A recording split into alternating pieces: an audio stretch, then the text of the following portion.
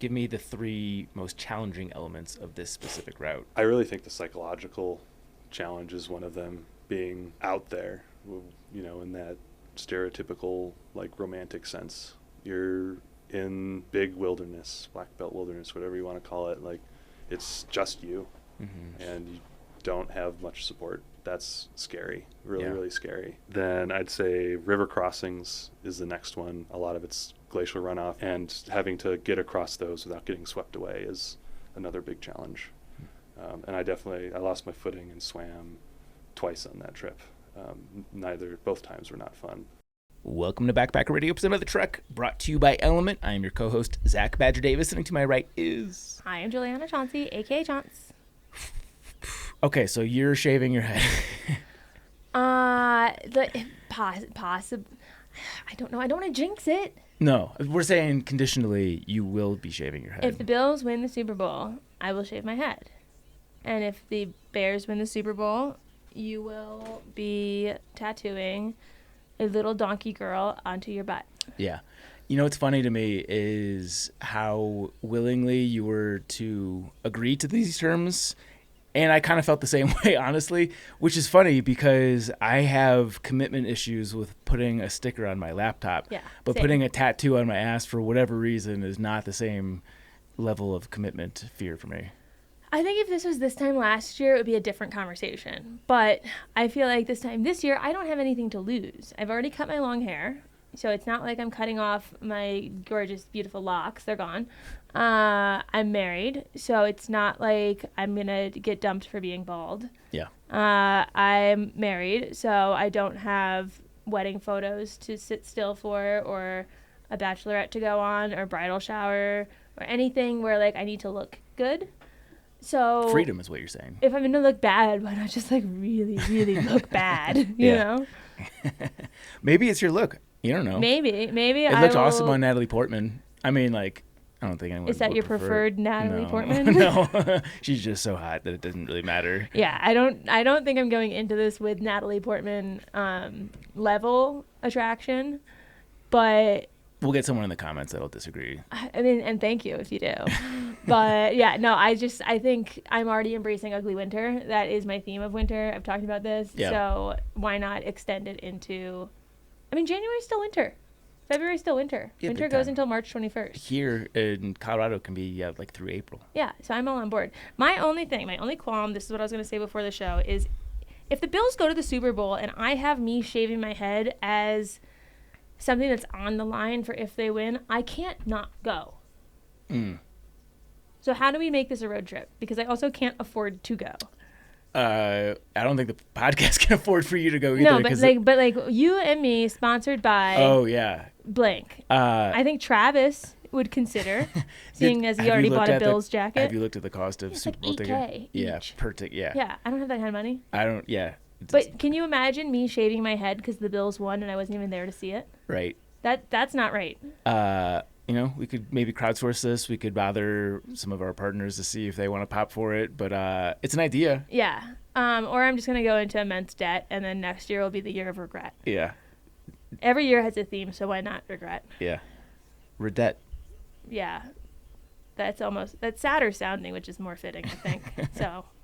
Good. Well, now you guys all have rooting interests in the outcome of the NFL playoffs. If we're still in, it's January 12th. Yeah. No.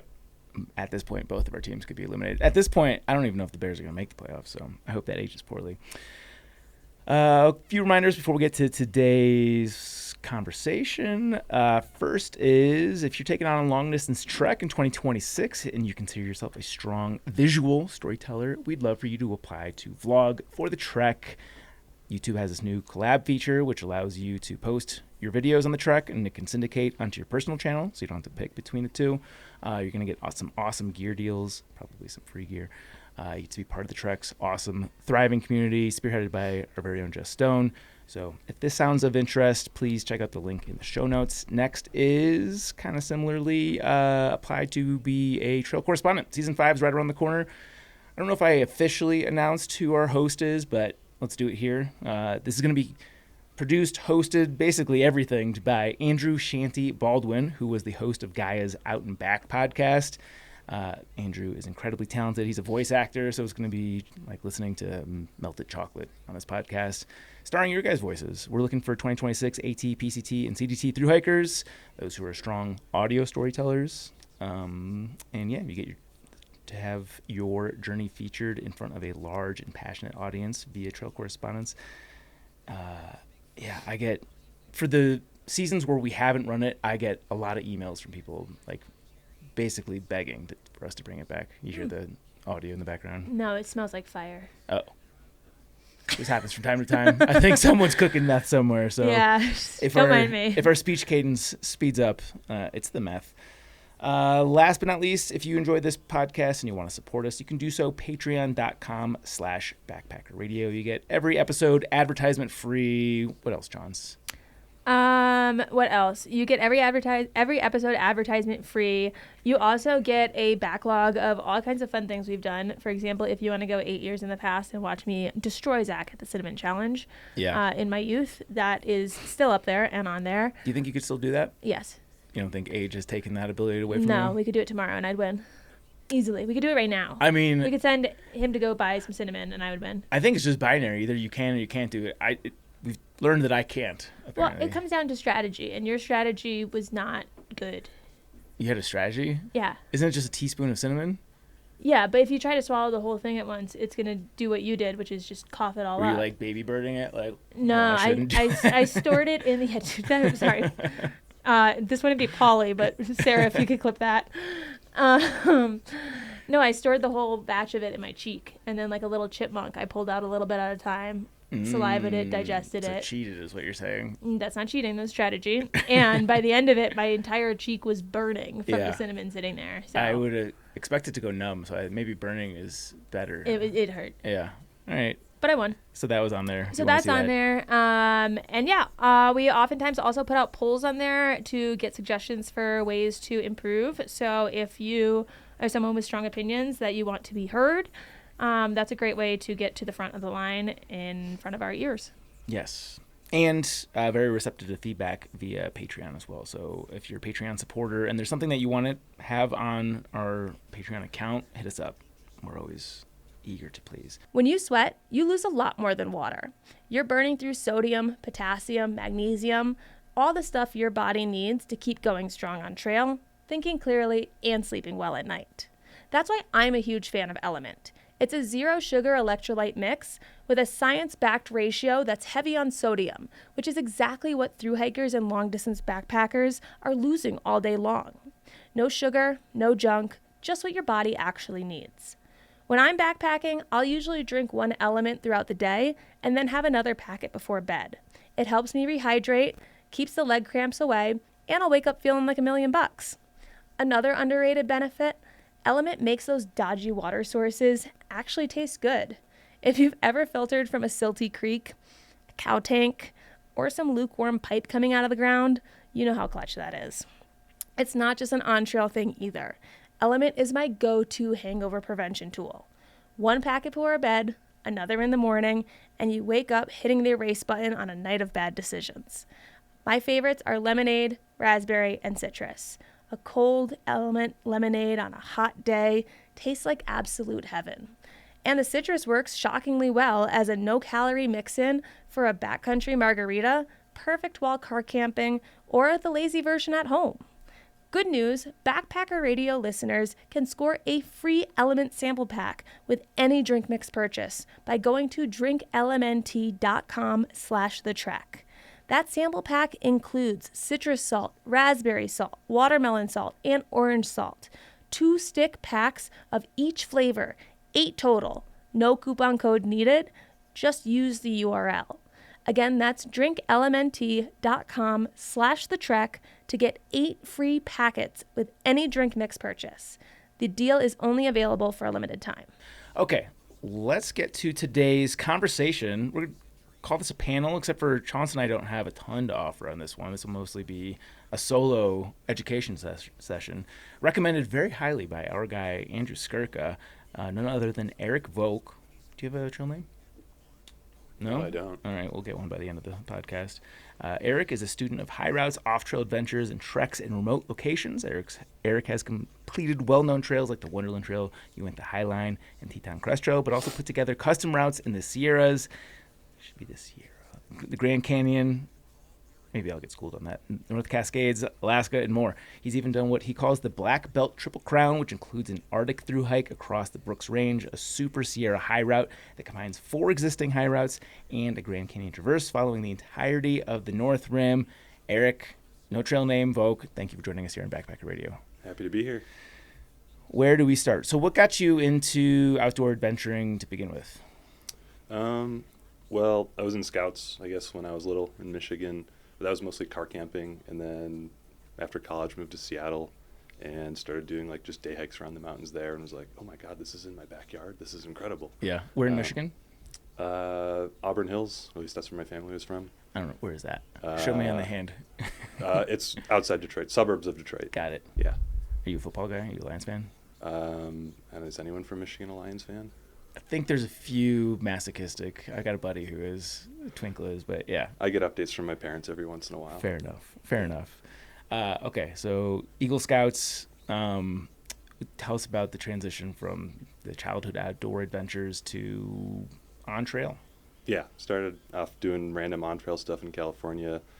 I think like a lot of like young 20-year-olds in California started getting invited on 1 or 2 weekend things in the summer, and was like, I really, really love this. I really, really want to do this.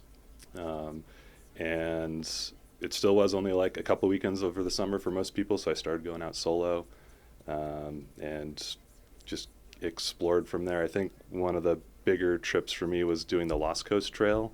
I was going to do it with 3 other friends, one who was a thru-hiker, and he had told me, he was the one who was telling me about all these cool adventures you could go do, and he's like, yeah, let's go do the Lost Coast Trail together.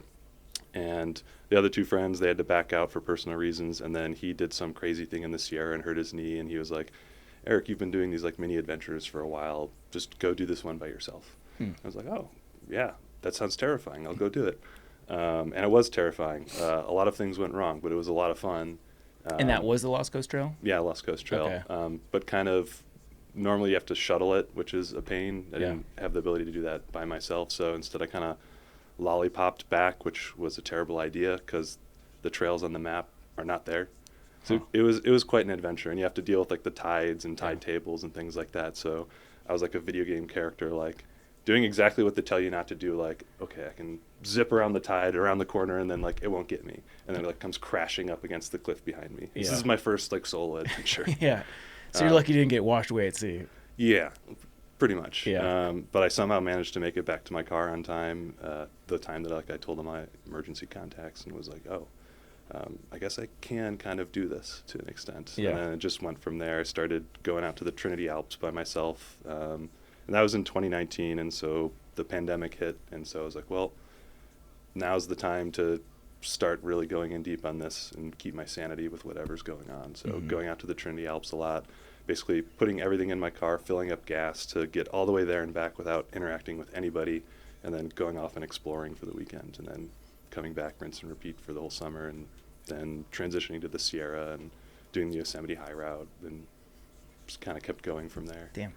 When you're doing this first one on the Lost Coast Trail, does it make it easier for you to do it solo because kind of like your mentor in the space told you to? So like you kind of had like, he wouldn't tell you to if he didn't think you were equipped to, just like you wouldn't tell someone to if they weren't, I hope. So was his being like, hey, you should go do it yourself, kind of like that approval you needed for it to be less daunting? Yeah, if he hadn't said anything, I probably wouldn't have gone and done that. I mean, I've had a lot of people help me with everything I've done the last few years, and there's definitely moments where I wouldn't have done something if someone hadn't said, like, go for it. Yeah. What would you say the pre-work that you did going into it was, so that at that point you could say, okay, yeah, I can go do this by myself? Well, that's a good question, because I didn't do a lot, which is how I ended up in that bad situation. So my very first trip was like, I made it, but also I should be doing more homework. I shouldn't just take like a CalTopo map link and just go for it. That doesn't tell me everything I need to know to do this safely. Because if I had done any research at all and looked up like some of these trails inland in the Spanish mountains, I'd have found out that they hadn't been maintained in like 30 years, and there was trees everywhere, like a whole mountainside or hillside had like slumped off, and I was like army crawling through it. Could have avoided all that and just went along the beach instead and had a nice beach walk the whole time. Yeah. So how many on-trail miles, I guess, are we at 2020 right now in the chronology? How many on-trail miles would you estimate that you had before you started going off-trail? Maybe only a couple hundred, I would say. Yeah. That's what I was gathering here from the resume, which is not conventional. Are you the sort of person that likes to level up difficulty in all aspects of life, or is there just something specific about hiking that... I think most people would probably say that's how I approach things. Going in a little too deep sometimes, or just jumping into the deep end. That was also kind of, I didn't really know what was going on with COVID, and was like, I don't want to be near people. That kind of pushed me in that direction too. Sure. Yeah. And then once you got a taste for it, was your takeaway like, this is much more fun compared to being on trail, or because it's more difficult, or why? I think I would be lying if I said the difficulty wasn't a part of it, like feeling like mentally challenged on top of physically challenged. But a lot of the stuff that I felt like I was finding, which of course was the stuff that I read about on the internet or heard from someone else, felt more pretty, felt more beautiful. I mean, I think a lot of like the published high routes all say like, oh, like it goes next to the Sierra High Route goes next to the JMT, and JMT misses everything. True or not, like, I definitely felt like I was finding places that felt more special than when I was just wandering around on trail. Just to introduce some chaos, if this is a personality trait where you like to jump into the deep end, what is another example of that trait that is not hiking related? I don't know why, but a childhood poop story kind of comes up. You're on the right podcast. Related to, I guess, obsessive stuff, and then maybe a little with like how I approached college too. But I guess I told this story recently, and everyone was like, oh, that's a good distillation. And when I was like 7 years old, I really, really liked Legos, and like really liked Legos, playing with Legos. And I had this little bench top and these 2 big buckets of Legos, and I would just spend all day in the summer building Legos, and like literally wake up, eat, play around with Legos, go to bed as far as I can remember. And then about a week into this, I woke up with excruciating pain and had to be taken to the hospital, and was given an enema because I basically was so obsessed with Legos that I had forgotten to go to the bathroom for a whole week, and they had to clear it all out at the hospital. Wow. Self-constipated on the account of Lego obsession.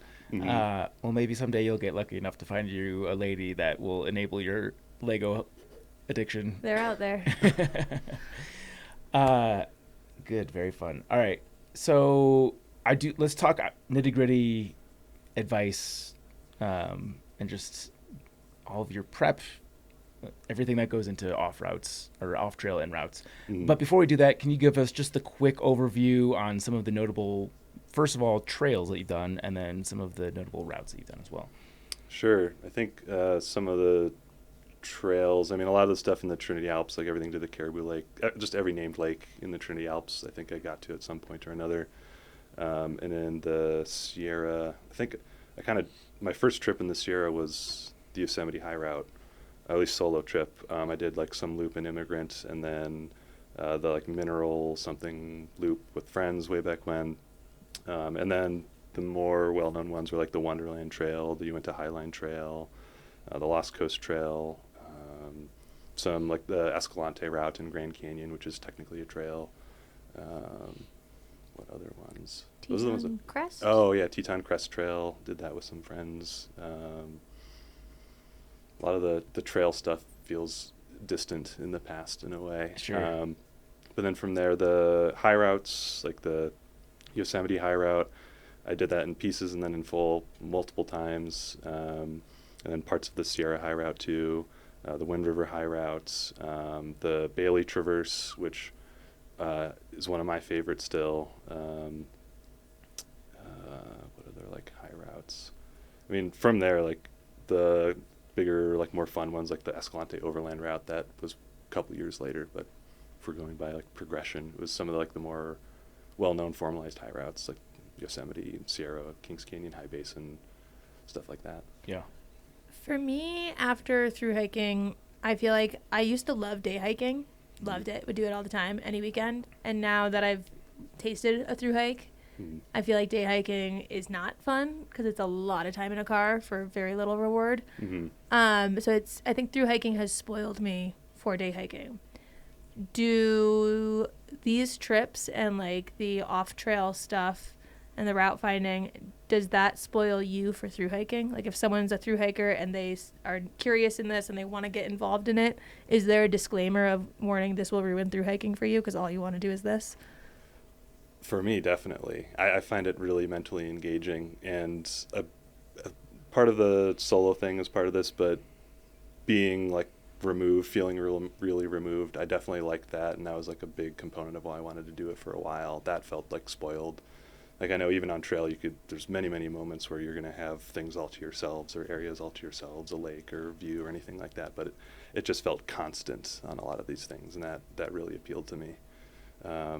But it not necessarily spoiled. I mean, it's the things I seek out now, but like good friends or anybody said, like, let's go do the JMT or something like that, I'd be like, let me see if I can fit that in my schedule. Sure, that sounds fun. Okay, let us dive in. We'll probably go back and forth through your off-trail resume and kind of just more general advice type format here, but let's start off more on the advice side. So let's say that somebody has the requisite backpacking experience, whether it's a through hike, section hike, like they feel comfortable on trail.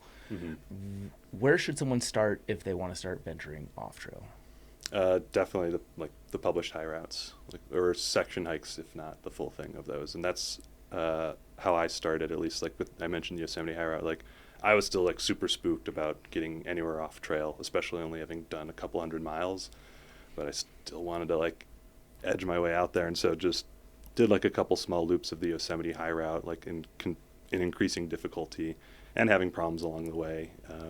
That really helped me get my footing and understanding, like using map and compass or reading the topo lines, looking at weather properly, a lot of stuff like that. So I think the high routes, or even like small high route like loops that you can find online, those are really great starts. Like starting at small, really to then for me was to like, okay, do the shakedowns, do 4 or 5 of them, then just jump right into something big and feel confident about it. Yeah. Learning like the class system for hiking, class 1, 2, 3, 4, 5, understanding what that means when you're reading it from someone, and then also what it means otherwise, because people's definitions of that are very different. So like one thing I really paid attention to was not just like the exact details of like here's the pass or like here's the thing to look for, but when difficulty was described, asking myself like, how difficult does this feel to me, and then translating that to the next thing.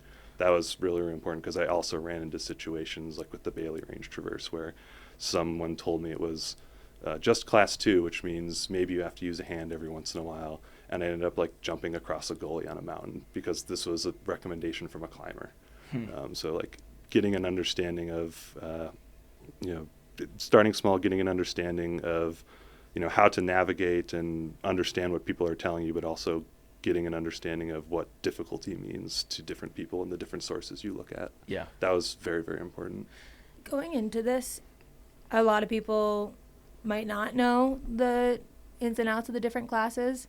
Can you describe what the different classes are and what they might look and feel like when you're out there, and kind of what you're saying about how you might think it's this, but it could also be this, like the variations that you could see? Yeah. Class 1 is just hiking on trail. You're just using your feet. Class 2 is that, but maybe you're using a hand every once in a while to balance yourself. Class 3 is kind of like 1 plus the number of hands you need for each grade. But class 3 is like you're probably going to be using both hands to maneuver yourself, not to like pull yourself up, but to maintain balance and not feel like you're going to fall. And then class 4 is that, but if you make a mistake, it could be consequential. Like, class 3 could be just doing that for, 2 or 3 feet. And then class 4 could be the exact same thing, but there's a 10-foot cliff below you. So like if you fall, you're going to get hurt in some capacity. And then class 5 is, I think, the one with the most disagreement. That's like climbing, full-on climbing, or theoretically, some people will say like, oh, that is when you need a rope.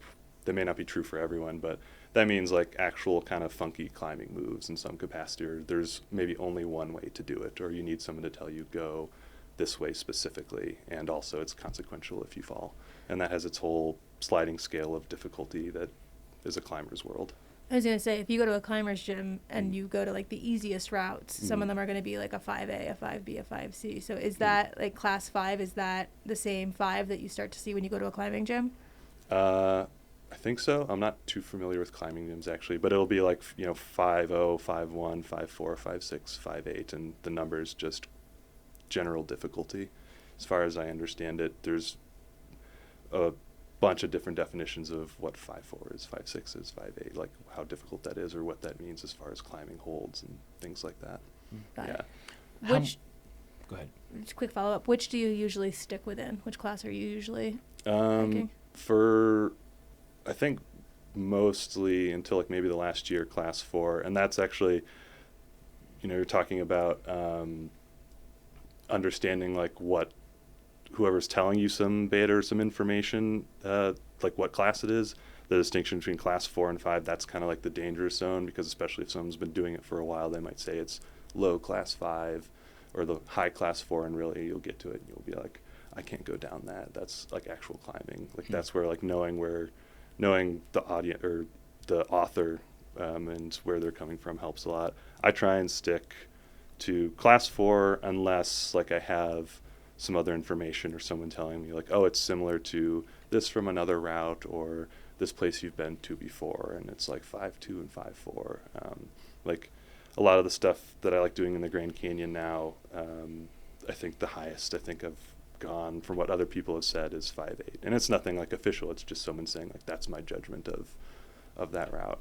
And that won't be something that's like constant. It'll be like 1 or 2 small sections, and then it's like hiking again.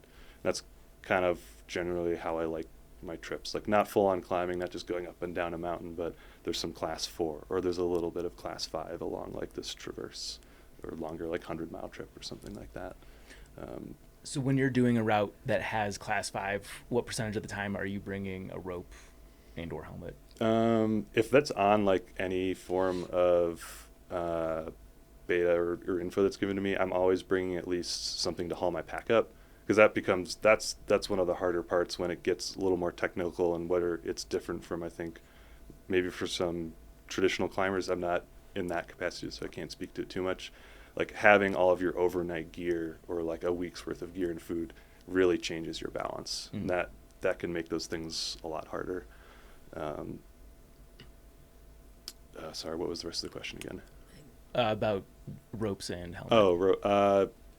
If I'm by myself, I'm not always bringing a helmet, because a lot of the risk is from someone above you knocking stuff down. Yeah. If it's like a place that has notoriously loose rock, then I might bring a helmet, but I've only done like 1 or 2 solo trips where I think I brought a helmet. But I always bring like some type of rope or like lightweight rope or webbing, really light webbing, like 1/2-inch webbing, to be able to haul my pack or to lower my pack, so I don't have that awkward discomfort or my backpack pulling me off the wall. Yeah. It's interesting that you haven't caught the climbing bug yet, because I feel like that is a natural progression, is to just keep getting more vertical. Yeah, a lot of people have been trying to invite me or ask me when I'm going to be doing that, and it doesn't really appeal to me. I'm a down person now. I like canyoneering, but doing the up doesn't quite appeal to me. Okay. Yeah. So of the like routes that you recommended for people to start off with, which of them stick to, I guess you don't have to give me the full exhaustive list, but just maybe a few recommendations that stick to like class 3, class 4, or something that's more approachable for somebody that doesn't want to dive in deep right away? Again, the Yosemite high route keeps coming to mind, especially some of those smaller loops. And I also kind of progressed, through Andrew's descriptions of those things, where some of them say it's just class 1 and off trail. So, you're not having to worry about those types of things. Like, I don't know what class 2, I don't know what class, I don't know, is that climbing, is it not climbing? Like, what does that mean for me? If I'm tall or short, is that going to make a difference? There's no, like, that can all get kind of overwhelming at the beginning. I certainly felt overwhelmed. So just class 1 off trail where you're going up and down hills and just have to understand how to navigate and where to go in terrain. That was a good place to start. And then after that, going to class 2 and class 3, like with each subsequent section hike. Mm-hmm. So the Yosemite High Route, I think, was a really, really good one for that, especially some of the stuff up north, or the north of Tuolumne on that route. And then there are 1 or 2 passes, I think, that have like a class 3/4 portion to them. So like after doing all that and feeling like amply comfortable, then moving on to something like that. Mm-hmm. What other? I kind of like structuring this instead of chronologically in order of class. Like if we talk about the easier classes first and then we go into the harder ones, I feel like that's, if someone's listening to this wanting to go do one, the natural progression might be easier to follow. Yeah, definitely. And even if you are someone that is just innately capable of jumping into stuff where you're using your hands a lot, I think it's just good peace of mind to do it in that progression. I was doing it aggressively like every weekend to try and learn more and more and more and get better at it, but was definitely not trying to get in over my head each time. Yeah. And from that standpoint, obviously the climbing grade is only like a small slice of the pie in terms of like the overall difficulty of a route. Let's talk about some of those other elements. A big one, obviously, we could probably have an entire podcast on navigation. So talk about navigation at large. If somebody wants to go off trail, what is the minimum skill requirement or skill recommendation? And what tools specifically would you recommend that they have? Map and compass. Yeah, topographic map reading. And not just like understanding contour lines and what that means for elevation, but also like the colors, what that means for vegetation. That can be a big one in like the Southwest. Like there's, the solid green, which kind of means forests. Doesn't technically what it means, but that means like you're probably going to be going through a forest. Or like the dotted green, which means shrubbery. If you see shrubbery on the map, that probably means you're going to be doing some like bushwacking in the Southwest. It's going to cut you up. Mm-hmm. So like understanding just the legends and the colors on those maps, that'll tell you a lot of what you need to know about the terrain on top of like the topographic lines, and then using a map and compass to be able to get between points.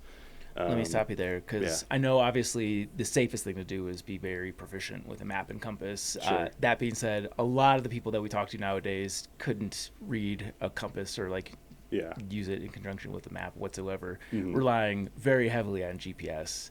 I'd be curious to know what you are doing on most of these routes. Like, are you using Gaia exclusively or in tandem with a compass and map?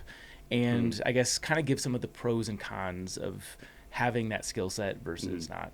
I think there's pros and cons in general, and then there's pros and cons when you start, or like when you start like getting into building that skill set. I use CalTopo for pretty much everything now, both at home and in the field. And one of the nice big benefits of map and compass, really just printed map, is it's a larger form factor. So like, you have your small phone and you can like zoom in and all that, and it's wonderful. And, I can get a lot of detail from that. Many people can get a lot of detail from that, but having like a broader view of the terrain, and it's not squeezed into like this little square when you're trying to like identify peaks or valleys or really anything that you're trying to get to on the map. I think it's really helpful to have a large form factor, and especially at the beginning, like it's just much easier to read. I don't do that. I don't bring a map a lot these days. A lot of it is on my phone because I feel like I've gotten that understanding of the terrain already, and I can get a better idea of what I'm looking at when it's smaller on the map. When you're on a GPS on your phone versus looking at the paper maps, are the like colors and that sort of information going to be the same across, where the dotted green will still be shrubbery if it's on my phone and it's dotted green on my map? Yeah, sorry, that I should say that's the USGS maps. That's like the layer or the maps that are scanned into CalTopo and Gaia that I like using the most. They're going to be consistent across the United States. That being said, I thought that was a very fun fact.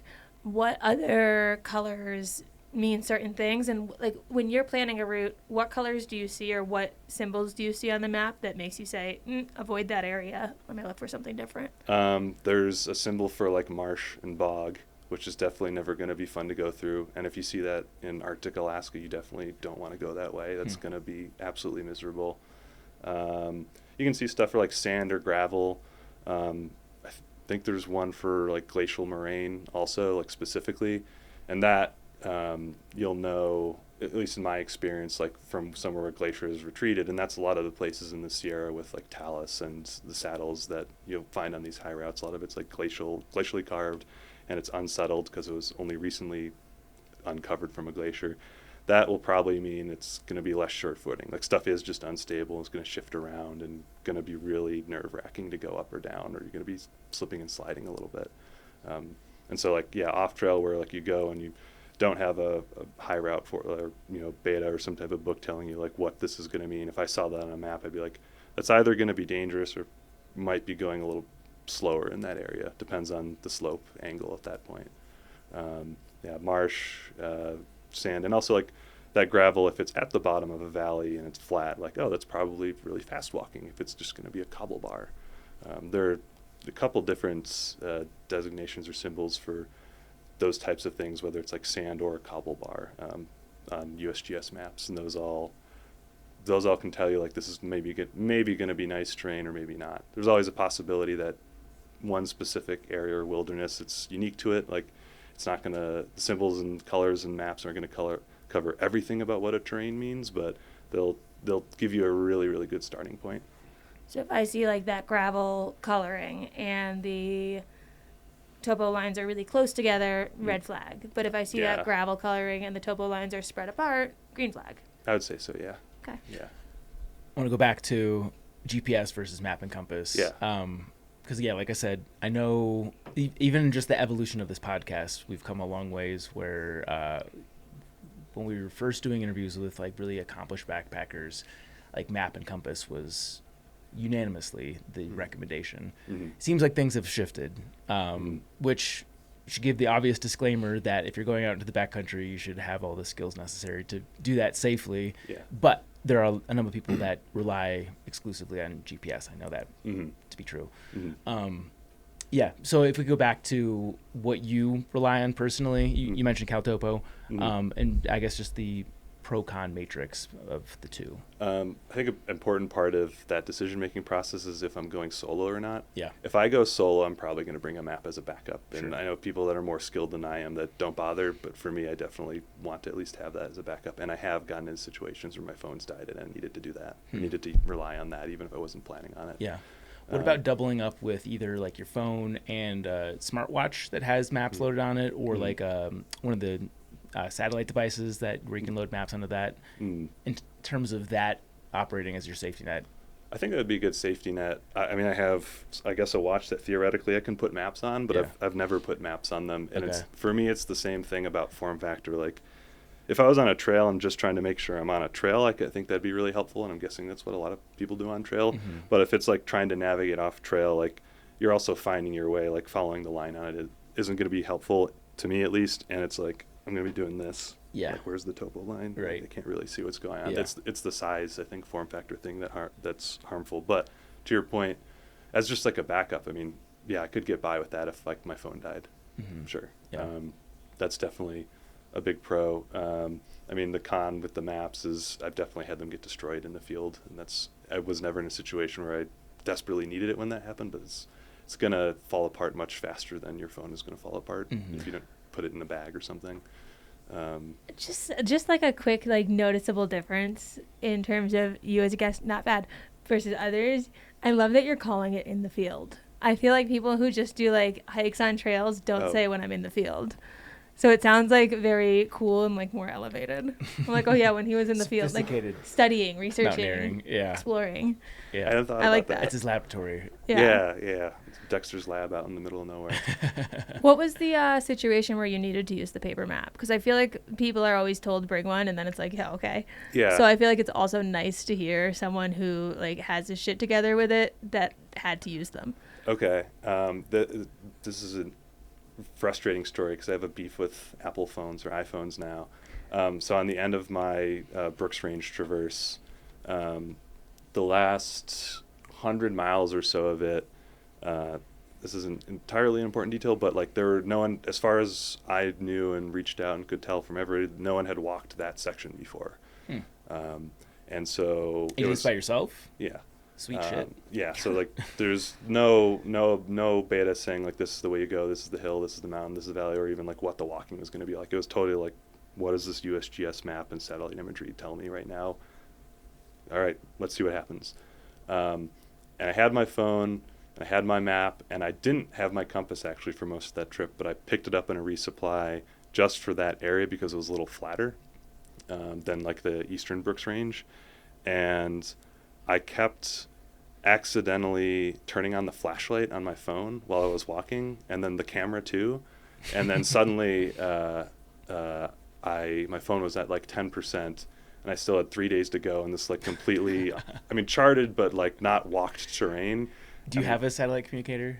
I had my Zoleo. Okay. I also had a satellite phone that broke. Do you have a battery pack? It was drained. Oh, okay. Because this kept happening, and I kept recharging my phone and kept doing it. How anxious are you when you see that your phone's about to die, your battery pack is drained? Not happy. Yeah. Very, very scared. And it's one thing to be in a remote place, but like you're in the most remote place where nobody else had been. Mathematically calculated most remote place, apparently. Really? Yeah. That part of the trip was something that Roman Dial had done, I think in like 2008. And he did some math to find like this one point on a river that's 119 miles in every direction from any sign of like modern man. Wow. It's like a 240-mile radius. Yeah. And it's this like little gully right next to a river. And outside of, like being on one of the Aleutian Islands or something that's like, or in the ocean, like that's the most remote spots in like land in the United States. Wow. And then my phone was dying. Lucky you. Yeah. So I had my map and compass, and definitely was focusing very hard on what I was doing at that point. So for somebody that's not familiar with navigating, you mentioned that having your compass was necessary because it was flatter. Mm-hmm. Explain the reasoning behind that. Oh, yeah. If, like in the Sierra especially, I definitely started off bringing it all the time, practicing a lot, and I found that helpful. But eventually when you start to understand the topo lines, you can see like, that's that mountain over there, that's Mount Clark over there, and it kind of becomes a little more obvious if things are really prominent. If things are shooting right up out of a valley, they're going to show up on the map, and you're going to be able to identify them and orient the map the right way pretty easily. Yeah. And I found that, I find that pretty true in the Sierra, very true in the Brooks Range, a little kind of true in the Grand Canyon in some capacity. It's you won't need it you will need it less in places where things are really prominent. Yeah. That's almost counterintuitive, that if I were to be practicing with a map and compass for like off trail route finding type endeavors, I would think, man, I got to get out to somewhere remote like the Sierra or somewhere where there's not as much established trail to practice something like this in the right setting. But by your logic, it would almost be more effective for me to just go to fucking Kansas and practice in a cornfield. I guess so, yeah. Practice orienteering in the middle of a cornfield. It's almost less intimidating because you're not going to fall off a cliff. Yeah, and it's kind of comforting. I mean, it's helpful when you can't see past like a ridge line. In those areas, it's probably helpful. But if you can identify the ridge line, then you know which direction you're facing. So, and then I was definitely not able to do that at first. That took some time for sure. Probably a little bit longer than most. Or anywhere in a forest too. That too. Yeah. Yeah. I want to make sure we fully explore the navigation, I guess, to the extent that it needs to be covered for this conversation. But sure. Is there anything else that you want to mention about the map and compass thing? Because like I said, it seems like fewer people these days are reliant on a compass. Maps are more useful for the reasons that you've outlined, but I don't see too much compass usage. So give us the best elevator pitch. I mean, I guess maybe your specific example is a great elevator pitch for that, but is there anything else that you want to cover about that? No, I think I would. Yeah, to I think your original question, like, what do I do if I was going somewhere way out there, especially Alaska? I would definitely I would print a map set just in case. Yeah. Places, like, I guess it's not entirely a navigation thing specifically, but places where it's more consequential or more remote and less likely to have rescue or help, I would want to have that on me as a backup. Yeah. I imagine you've probably tried out different GPS apps before settling on the one you like. Yes or no? Yeah, to a small extent, yeah. Okay. Of the ones you've tried or are familiar with, can you give us some likes and dislikes that might differentiate them? CalTopo, well, ironically, CalTopo, one of its big pluses is you can print maps really easily. So you can make maps and print them quite readily as like a single PDF or a bunch of pages. I tried Gaia for a little bit. I just didn't really like the way they organized or showed waypoints. And I think the mapping tool on desktop for CalTopo is more powerful.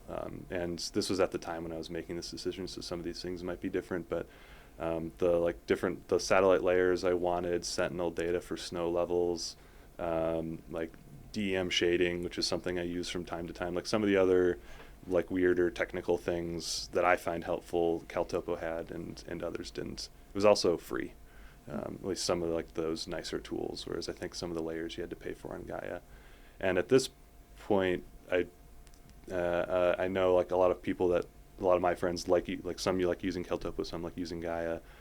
For me at least, any desire to see if Gaia would be for me these days is tempered by, I think, things related to their business strategy.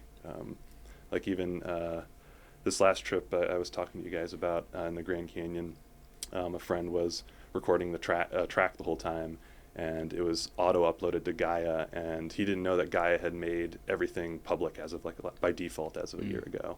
So these are things that were not supposed to be just randomly accessible publicly, and Gaia just did it for him. Yeah. Isn't that dangerous? Yes, like especially in the Grand who's Canyon. Really good at doing stuff, does a route, and then they publish it like it's in All Trails, and then I see it, and I'm like, oh, cool, I'll go hike that today. Yep, I've made that mistake. Yeah, that is very dangerous.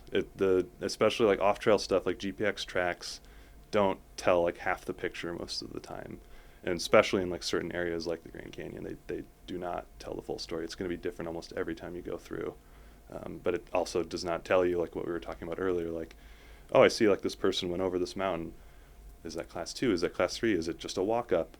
Who is this person? Are they a climber? I have no idea. I just found this track. Yeah, do they regret it? Exactly. That you can sometimes see because you'll see it doing this, like on the map. And I have many tracks that are like this because I'm doing this on the map because I'm like, I have no idea what I'm doing right now. Okay, one more question about navigation. You mentioned in there one of the differences is that one of them was easier to use on a desktop. Mm-hmm. Is route finding and planning off trail routes something where the person who's getting into it should have access to a desktop computer rather than just a mobile phone? It's a good question. I don't know. Not I guess no is the real answer. It's not like a requirement, but having that larger, it's kind of like a map, like having that larger screen to be able to view more of the map and see what you want to do at the same time, I think is really helpful. And I work better with a mouse and keyboard than my hands on a phone. Yeah. I know there's some apps where like you can do a certain amount of stuff on the mobile, but you can't do as much as you can on desktop. So that's, I guess, my question is, do you need the desktop to be able to use all the features to plan your route?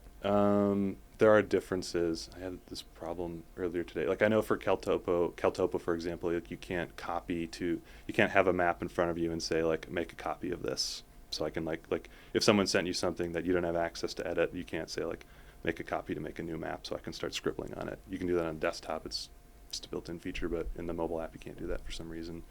It used to be like, if you want to just piece together your own trails, like in CalTopo, you can snap to the trail lines and OSM data, or like the public data, which is good and dangerous in its own right. You could do that only on the desktop version. I think just this year they made it so you could do it on your phone, but even that's a little hard to do, to try and like keep your, I don't really understand how you do it. You like keep your finger dragging along the trail, and then it kind of follows it, and sometimes it doesn't, sometimes it jumps. So I guess that's one other reason to use desktop. Like if you want to, as part of your route or whatever you're doing, follow, you know, some segment of trail, you can just zoom out really far, click here, and then click here, and it'll drag it automatically all the way through, whereas doing that on your phone would probably be really difficult. It probably wouldn't know where you're trying to point to. Have you played around at all with Goat Maps or Onyx Backcountry or any of the Onyx? Is Goat Maps the 3D one? No, that's Fat Maps. I'm thinking of something else. I haven't played around with Goat Maps. So people were telling me about Onyx. I opened it up and the website was confusing, and then I opened up like an incognito tab and opened up like CalTopo and Onyx, and I don't know anything about Onyx, but I know on CalTopo there's at least a button that says start mapping. Onyx is like pay 40% off or something like that. I'm like, I don't know, I'm just going to go to the tool that is about mapping. Yeah. It's interesting you say that, because I haven't fully adopted CalTopo because I found it to be a much steeper learning curve compared to the other like GPS apps. Definitely looks like Word 95. I was going to give the Windows comparison, as it is old school. And I know like all the hardcore off-trail mountaineering folks are big into CalTopo. So obviously it has its strong merits, but it started as a SAR software tool. Really? Yeah. Yeah, and SAR, I think a lot of SAR groups still use it. I'm not SAR, I can't speak for them, but yeah, they have a lot of the features were SAR specific originally. Interesting. If I'm teaching someone Photoshop and they're like, man, this looks so daunting and there's a learning curve and there's all this stuff, like what are some tips that make my life quicker and easier and faster? You know, maybe I'll say like, hey, Control V is copy, Control C is Control C is copy, Control V is paste, Control T is transform, like, you know, so you don't have to go through all these menu items. Do you have tools that you commonly gravitate towards, or buttons that you commonly gravitate towards on CalTopo that could shorten that learning curve for someone? If it's like, hey, these are the 3 big buttons that you'll want to use, or these are the most useful ones to me. I guess the basics are like, there's the line tool and the dot tool, or marker or waypoint tool, which I think are probably the same in Gaia. But yeah, being able to draw a line, you can snap to a trail, or you can just be clicking along, or I think if you hold shift, you can draw it like it is a crayon. I don't think I ever do that. I'm almost always kind of like doing somewhat straight line segments, but very zoomed in.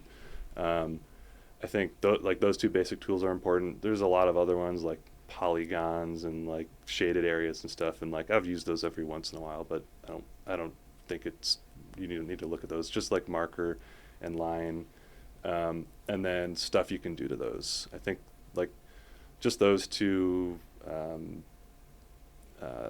features, or geometry, I think that covers like most of what you're going to want to do with the software. Everything else is more related to like satellite imagery and other funky business. But like you'll see a lot of like different shapes you can create, and really those 2 are the most important. And then being able to do stuff to those, like clicking on it and being able to split it or copy it. Like sometimes I'll be doing something and I'm like, I want to take, like I have this really long route or this really long line drawn out, and suddenly I realize like I don't really want to do that half of it.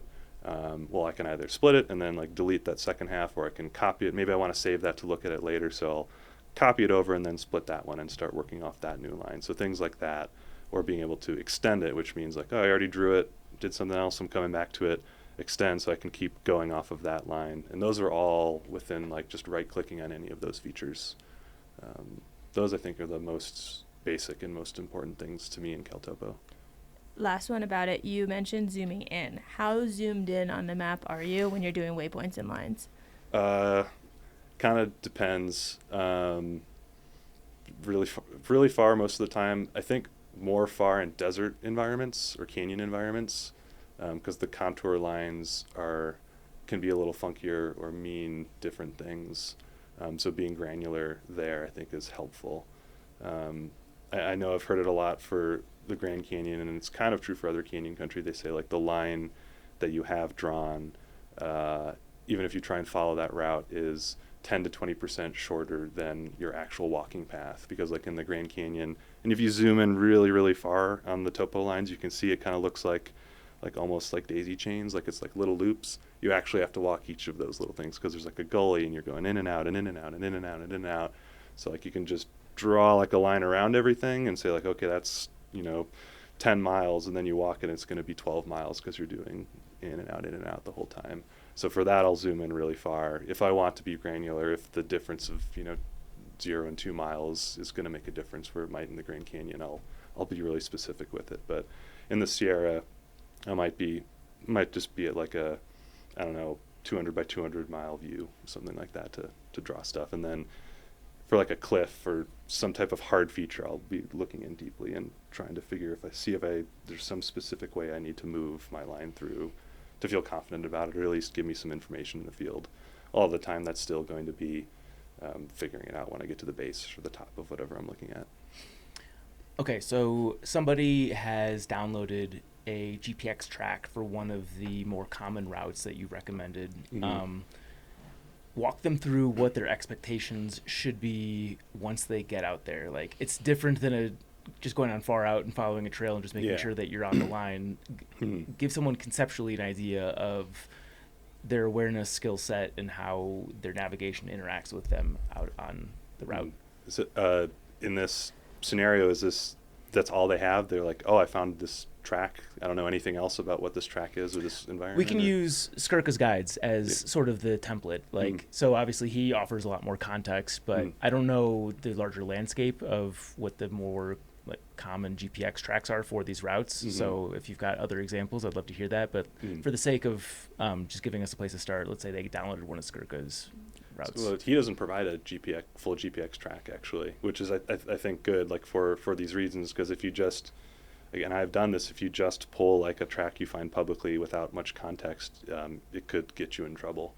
But with like those guides or other, stories, trip reports and all that, and maybe looking at the map, but mostly those other things, like that'll give you what you need to understand the terrain. Like, if I just got like a track for the Wind River High Route and I didn't know anything about the winds, I mean, I wouldn't do that. I would be scared to just jump right into that if I didn't know anything about that landscape.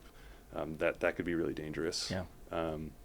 But like if I knew it was like something I've liked doing, a lot of people like doing in the Sierra is going on peakbagger, because the approaches, even if you're not trying to summit the mountains, the approaches are useful to get from places or to go over passes, not to climb, but like some of those can be helpful. I might piece together like tracks from there, and I'll have a good understanding of like, as long as I'm not getting on like a really steep slope angle. Slope angle shading is a really good tool in CalTopo too. That would be like the third thing I'd say everyone should get familiar with when it comes to CalTopo tools. Because that's basically doing what topographic lines do, or are supposed to be telling you, but more smooth. It's basically saying like, this color means this steep. Great visual tool. So like if I know this GPX track is staying on like something all below like 20-degree slope angle, like I think I'd be fine just jumping right into that. I've been to the Sierra. I know it's like pretty gentle to be around. If it's not going through brush, all those other things like we talked about, it's just in the alpine on like that type of slope. I'd be like, okay, I feel like I could probably go, somewhere between 2 and 3 miles an hour, depending on how conservative I want to plan in that environment. But if it was just kind of out of like one area, for example, that I haven't been to and I really want to go to is the Beartooth Wilderness in Montana. It looks fascinating to me on a map, and I know it's somewhat alpine. If someone just threw me, or if I just found a random GPX track, I would only half trust that I'd be able to get through it, because again, I don't know. Was it a climber that posted this? Was it a hiker? So is it actually going to be very gentle and all like just be on like class 1 and 2 terrain, or is it somewhere in between? I don't really know.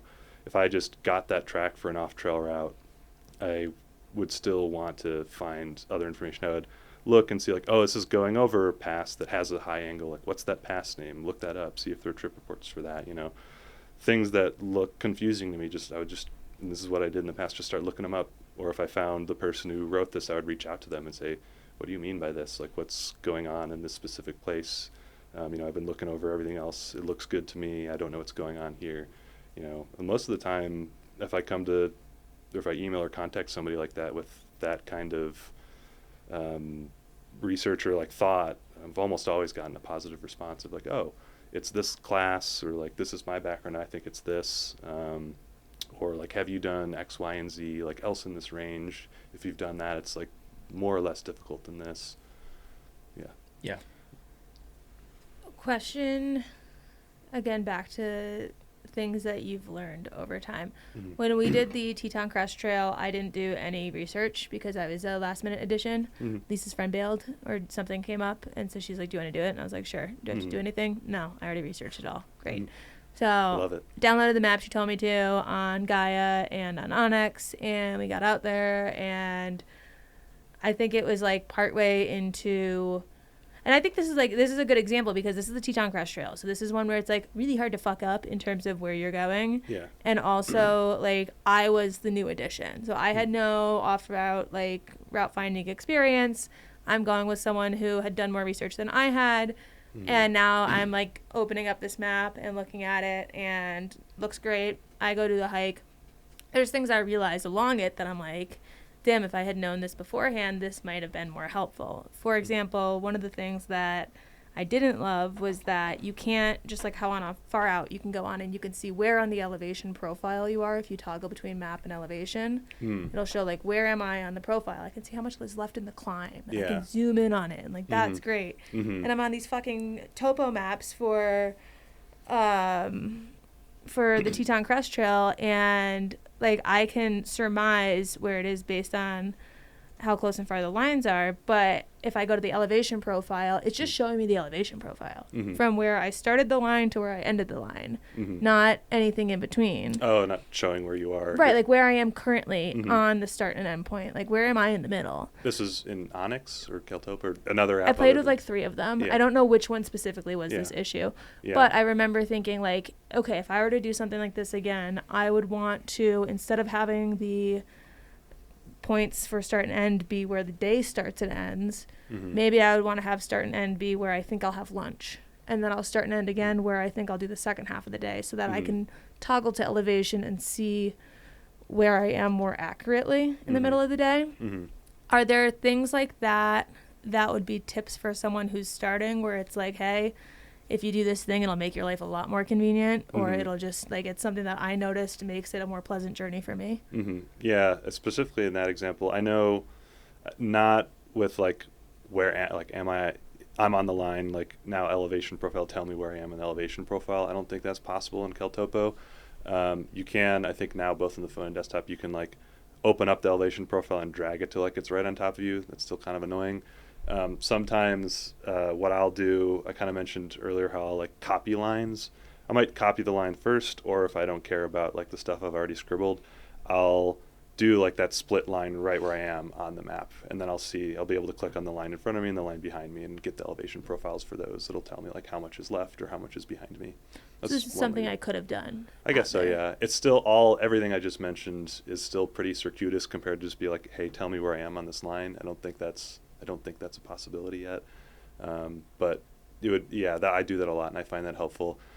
Alternative to that, actually, the even simpler one is just drop a new marker on the map in CalTopo, like wherever you are. There's a feature in the bottom right that says like place marker at my GPS location, and I do that for taking notes in the field. Like I'll be like on a climb or pass or something, and be like, this was easy at 11:22 p.m. But you can just drop like a marker there, and then that'll show up in the elevation profile. If you expand it, not in the immediate one, but if you click like expand, it'll show up and say where you are. Still not as dynamic as I think what you're talking about though, or what would be nice. But that, everything I just mentioned, I do a lot and I find it very helpful. Okay. So walk me through a process for somebody who's getting into this in terms of how they're constructing their beta for their route. Is there like a library of GPS tracks that you find to be good? And you mentioned going through and reading different trip reports and like pulling information from that. Are you adding intel from the trip reports directly to the waypoints in the GPS tracks? Are you building like a separate Google Docs? Like give me some of the nitty gritty like tactical approaches there. There's a lot to talk about there. One place I sometimes start in CalTopo, and this is both great and a warning for some people, is in the bottom right you can click show public tracks, which I guess is similar to maybe something you can do on Gaia, where it shows everything that people have given permission to be public, and it just overlays everything. So sometimes when I'm like looking at an area, I might turn that on just to see what's there. And maybe there'll be the name of something I haven't thought about, the name of a canyon or the name of some pass or like some GPX recording, and you can open the map from there and just look at it. If people haven't changed their permissions, they all show up. So for some people, make sure you change your permissions so that doesn't happen if you don't want it public. Is there any sort of like community rating associated with that where people can like thumbs up how good the route was or something? No, there's no social aspect to CalTopo. Okay. It's for the antisocial. Yeah. Good. I'll sometimes do that, but that's kind of along the same lines of like, I have no context for this. It is just a starting point. Right. Like my kind of rule of thumb, especially after a pretty bad experience in the Baileys, is like I need at least 2 sources, like for any given thing that I'm looking at, like 2 true GPX tracks. So like I know it's not one person fucking up, or getting in over their head, or there's different skill sets and they're both doing it going the same way. And is the GPX track sufficient enough, multiple, or would you also need the contextual information along with it? I would want contextual information too. That at least 2 tracks at least tells me that this is like viable. If it's like over something that already looks gentle or doesn't look alarming, or like it's going over a cliff by like other map reading or other technical features and whatever I'm looking at, then I'll feel okay with it. But if it's anything else, or if I'm looking for a way to get around something that I've read is hard in other trip reports for the first pass of whatever I'm looking at or first route I'm drawing, then I definitely want to learn more about it. Like I can give the example in the Baileys. The Bailey Traverse is an Olympic National Park. The off-trail portion is 18 miles, and it's some of my favorite, like 18 alpine miles in the lower 48. But it changes vertically, I think, like 900 feet per mile on average, which is, I think, almost 200 more than even like the Kings Canyon High Basin route. Yeah. It's just the Northwest. Everything is like this there. Yeah. And there's this feature at the end called the Elwha Snowfinger. It's on the map, and then everything I'm mentioning is like not hidden information. It's a big snow pile that over time, and also later in the season, but over time from climate change has slowly been melting out, and there's a river that flows underneath it. And so one of the ways that people have gotten into trouble on this route is they just fall right through it. And it's been getting worse over the years. And so I read that, and I read trip reports, and I reached out to everyone that had gotten rescued too, and I was like, I don't want to go that way. That sounds that sounds horrible, especially if I'm by myself. Yeah. And so I looked around and found like one trip report of some guy who went up, I think, Mount Barnes, and said like he went up around this mountain and then like down the side of this ridge line to bypass it. And he gave me a track, and he had a track. I can't remember if he like emailed it to me or it was on his website, but he said like, yeah, this is how I got around that, because that sounded scary to me too, or he had done it and it scared him. And I was like, okay, cool. Like they're of the same mindset, so that must be fine. And I just took his track and went with it. And that was when I got to a point where I was just following his track, and it put me on the cliff side of a mountain where there was like a 5-foot jump through a gully to like get to the other side. Not fun. Yeah. Very, very scary. He omitted that part. Yeah, and he said it was like class 2 or maybe class 3, but he was like a climber, a full-on alpinist. So this is like my maybe 3rd off-trail like trip. Didn't work out well for me. Yeah. So like if someone else had also had that same thing and also said, yeah, this is a good way to go, I'd be more trusting of it. Yeah. I mean, just generally now, I would definitely want to look up Mount Barnes and maybe go on Peak Bagger and see if there's other approaches and trip reports related just to that specific thing. Then I would feel like more confident going into that. But just pulling like semi-random public GPX tracks could get you into trouble like that. Yeah. Okay. So once you've got the additional contextual information alongside the GPX track, how are you keeping tabs on what you want to do? Like, are you entering that as a waypoint, or what specifically? My maps, as all my friends will tell you, are really busy. They have a lot of crap on them. For my big Alaska trip, I had everything on there, and I sent it to a bush pilot to say, like, hey, am I making any mistakes here? You know this landscape. And he emailed me back, and he's like, your map's not loading. I'm like, oh. And so I opened up an incognito tab, pasted it in, and it was also not loading. It was just like a white screen. And I like went and did something, came back, and then it was loaded. I was like, I had to It's email like him. 3 gigabytes. Yeah, I worth had of- to email him back and be like, yeah, just wait like 15 minutes and it will show up. I'm sorry. I definitely, I think, do maybe a little bit more than is needed. I like to be conservative with a lot of this stuff and have like as much info and homework as possible. Like even now when I could maybe get by without doing that, I always find it helpful and reassuring to myself. So I put everything in my map. Mhm. Yeah, sometimes I'll have like the trip reports saved as a PDF in Google Drive, saved offline so I can read it in the field again. But I rarely will make like a Google Doc where like copy and paste a paragraph from this person and like like coordinates, copy paste from another person. I find it's much easier to just do it all on the map, and then you can, at least in CalTopo, put stuff into folders, and then I can say like hide this by default. Yeah. So it's not as busy, but I still have access to it. Yeah, I found it to be a little bit cumbersome going back and forth between like the written trail report and the GPX information. Yeah. So like for some canyoneering stuff, like I will go whatever text I'm pulling from, whatever environment is, I'll copy the whole thing and put it into CalTopo.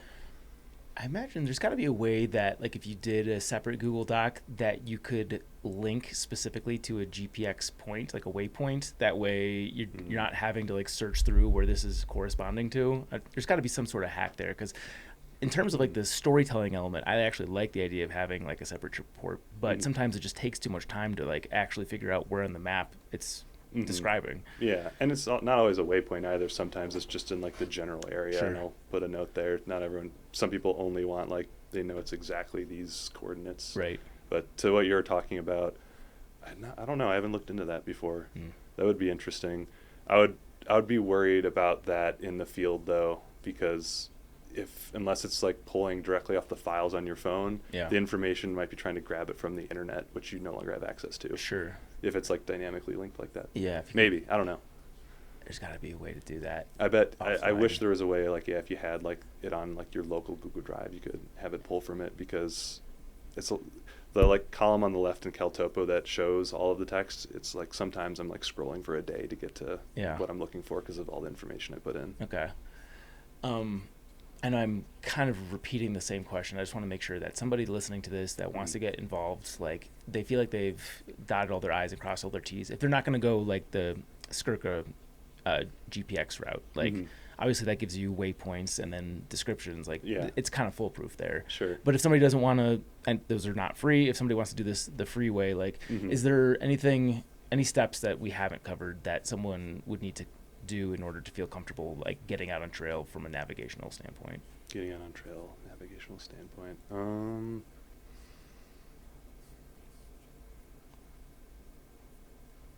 The only thing that comes to mind is like having backup plans and bailouts, or like looking at nearby trail conditions to know like if you can get down to there, can you get out? Yeah, stuff like that.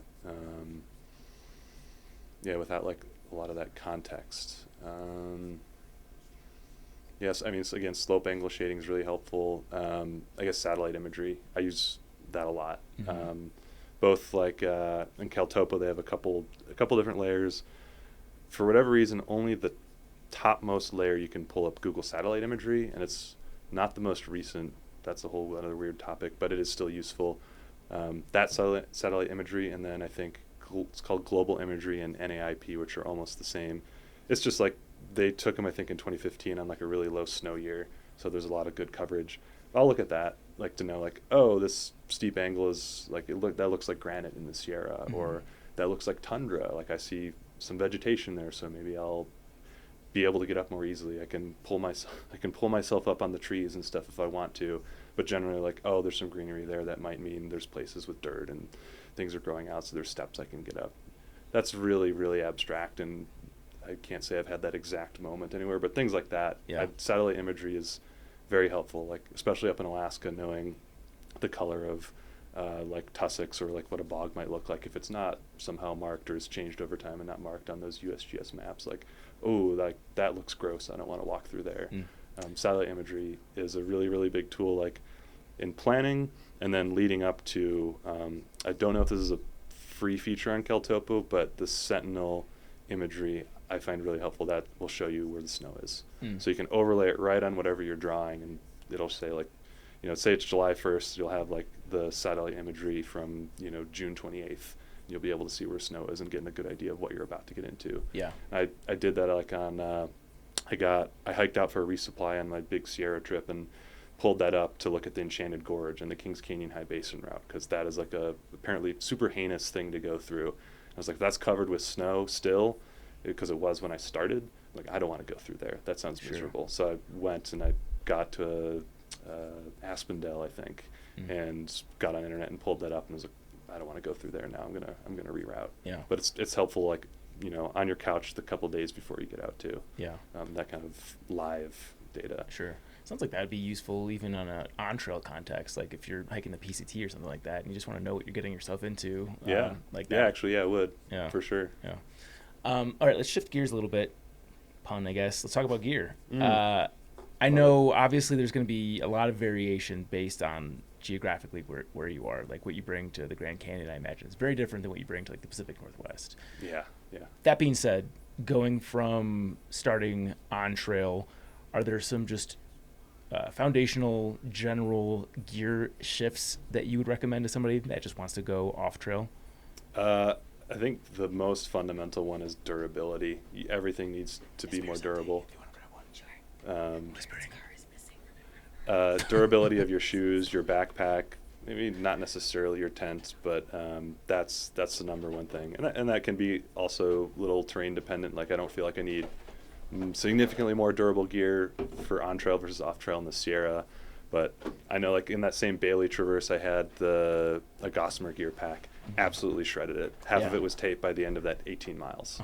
Because even just having to get on my butt and slide down something very elegantly, of course, is going to tear up the back of that if you're just going down some, like, scrapey, crappy, sharp northwest basalt, or I don't know, whatever rock was up there. I can't remember.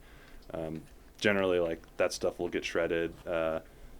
Bushwacking will tear things up more quickly, and that also is context or, like, geographically dependent. Like, the brush up in Arctic Alaska isn't stabby; it'll grab you, but it won't rip your gear. Whereas stuff in, like, the Southwest or in canyon country is definitely sharp and will start tearing through things. Or there might be rock layers, like unweathered limestone, that are just, like, clawing at your gear. So at least having a more durable backpack, I think, is important. And then, is there one or two that you'd recommend? I really like everything from Superior Wilderness Designs, and it's like they use good materials, but just the construction and quality is really, really solid. Like, especially, like, if I'm going up to Arctic Alaska, something failing is significantly more consequential than if I'm even 50 miles from a town, honestly. So knowing that stuff is not going to fail is really, really important. I like all of their packs. And also which pack depends on how long and big of a trip it is. Like, their long haul, their Wolverine. They have a pack rafting pack I like called the Big Wild also. I've got all of those. Use them for different trips. And then Hyperlight, their packs also. I mean, I think they're known for being, at least long term, I think there's been some changes, but they're pretty durable. Yeah. And people trust them. I know Dirtmonger Ryan, he had one, and he said, like, he went for a swim in it and his stuff was still dry inside because they seem to seal really well. Yeah. And, like, again, if you're out, like where he was, I think in Iceland, or, like, you're off in the middle of nowhere, Alaska, and, like, you might have rain for a week straight, and you're not going to see the sun, and there's no towns or anything to go get more things from, and you have wet gear, that sucks. Yeah. So those brands and those types of considerations are more important to me when I'm doing something like that. So specifically something DCF? Not always. I mean, everything I have is ultra at this point, but just for the weight savings. Got it. But there's other nylons and stuff that are tough, like the black Cordura on the bottom of some packs. That'll survive everything I'm talking about. It's just not light. Okay. Yeah. But Ultra 400 seems to be a good go-to. I've done stuff with, like, the lighter Ultra 200 and destroyed it, at least in the Grand Canyon. So Superior Wilderness Designs, do they have both Ultra and DCF, or is it all Ultra? I think it's all Ultra. Okay. I think they have, like, Ultra Grid and some other materials too. I haven't gotten any of those because I was like, I'll spend the big money for the Ultra material. Yeah. Cool. So packs, that's great advice. Yeah, because that's going to be hitting a lot of stuff probably. Yeah. Let's talk about footwear. And obviously there's going to be a wide variety of footwear recommended depending on like what trail you're on, but I imagine the grip is a little bit more unanimous in terms of like you want footwear that is going to perform in challenging terrain. Yeah. Banger grip is a great go-to no matter the shoe. I mean, for the stuff I like doing in the Sierra, I like the Bushidos and the Friction or whatever material they use in the bottom. Those are grippy enough, but at least like focusing on that and like looking into that and whatever shoe you do like already, like seeing if that's going to be good enough. You just said something grip is good enough, and then you continued. I don't know what word you just said. Mega grip? It was like banga grip or something. What did you I think just you say? said banger grip. It's just What's like, banger is grip? that an adjective for meaning just like something that's very grippy? That was my I don't attempt. remember what I just said. Oh. But I yeah, thought you probably. were describing like Vibram, but different. Like a probably. style of Oh, sole. yeah. I was like, I don't know what that is. Well, we can start one, but no, I'm not aware of banger grip Okay. being out there. Cool. It's a good company name. Yeah, for it would sure. be a good company Banger name. anything. For instead of insoles, you have outsoles. I think we got an idea here. Yeah. Okay, cool. Yeah, but having like grippy shoes is really nice. But again, like for me, and again for people I know that are much more skilled, like they can get away with less than that. But like especially starting out, I definitely needed grippier shoes to like get me through some of the stuff that the climbing or the low third class stuff even that I didn't know what I was doing on. Like it makes a big difference in my opinion. That was one area that I fucked up very badly. I took on the Wind River High Route like an older pair of Ultra Timps, and I don't know much about. I should look to see what their grips are, but it had at least a few hundred miles on them, so whatever it was worn down to like probably toward the end of its life. Yeah. And all the boulder hopping, I was just eating shit left and right.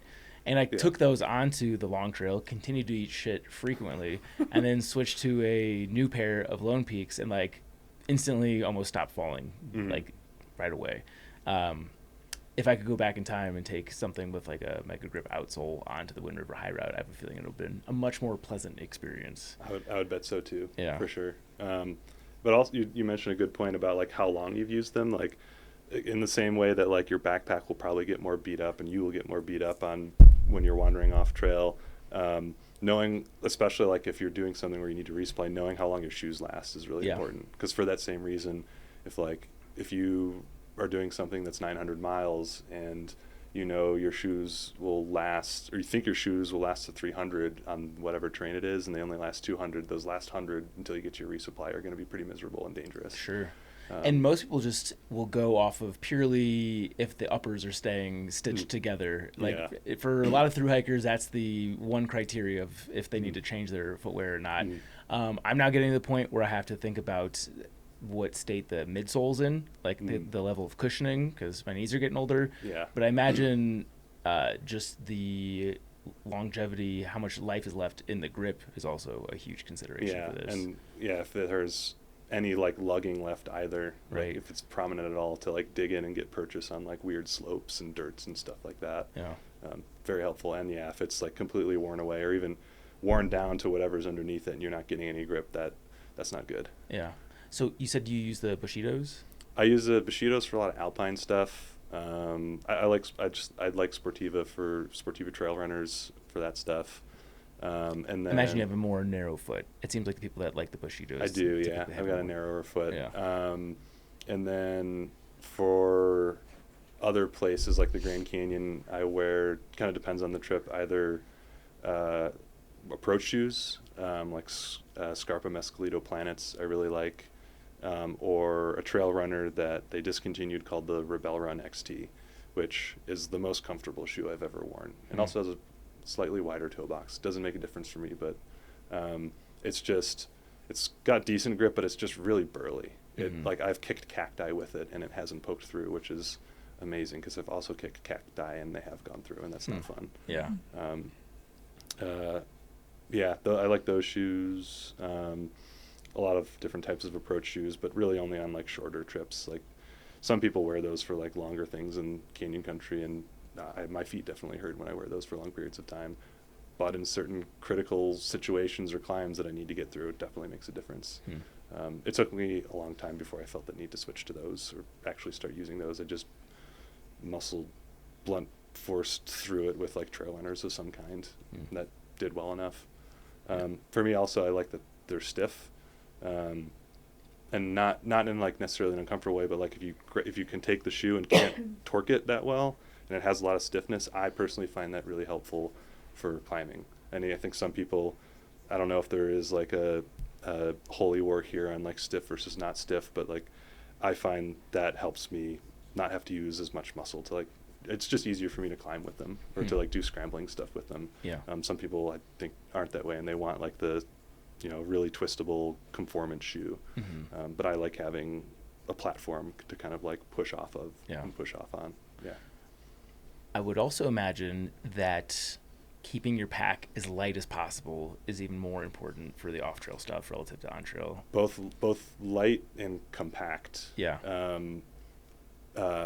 Especially for like some of the more like as you get more and more technical, most definitely. I had a pretty poor experience recently in this regard, but having everything closer to your center of mass when doing these like weird and awkward moves is like almost a safety thing.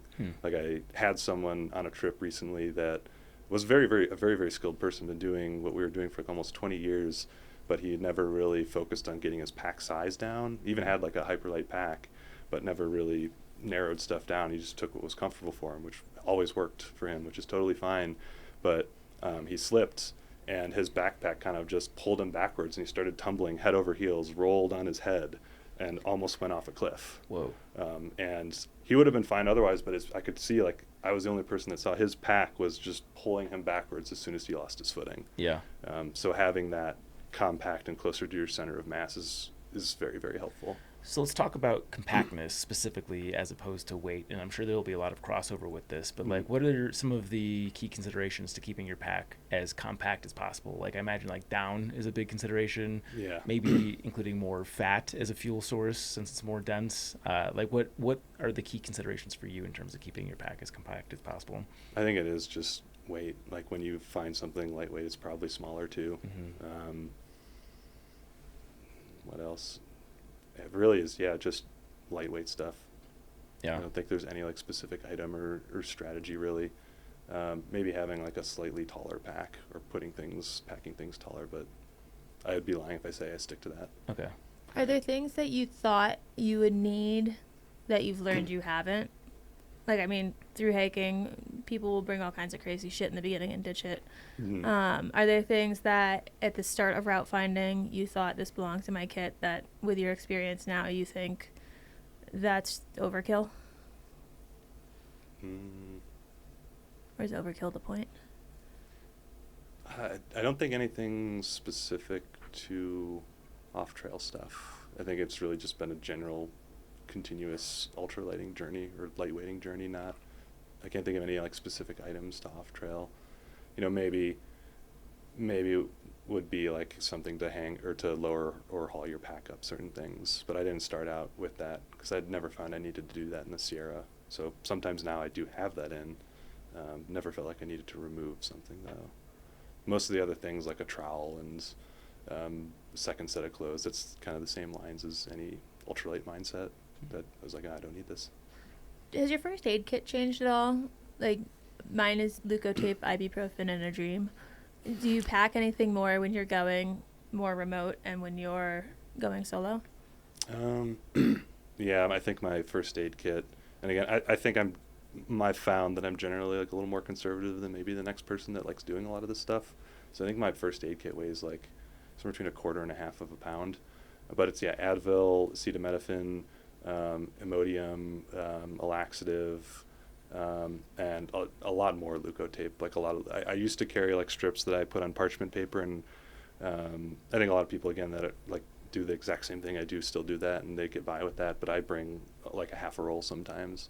I think that's mostly because I've had experiences where I needed to use that much because I've just scraped myself up so much. I have a little Dermabond pen, whatever you want to call it. It's like liquid stitches. I've never had to use that in the field, but I do keep it on me. What else?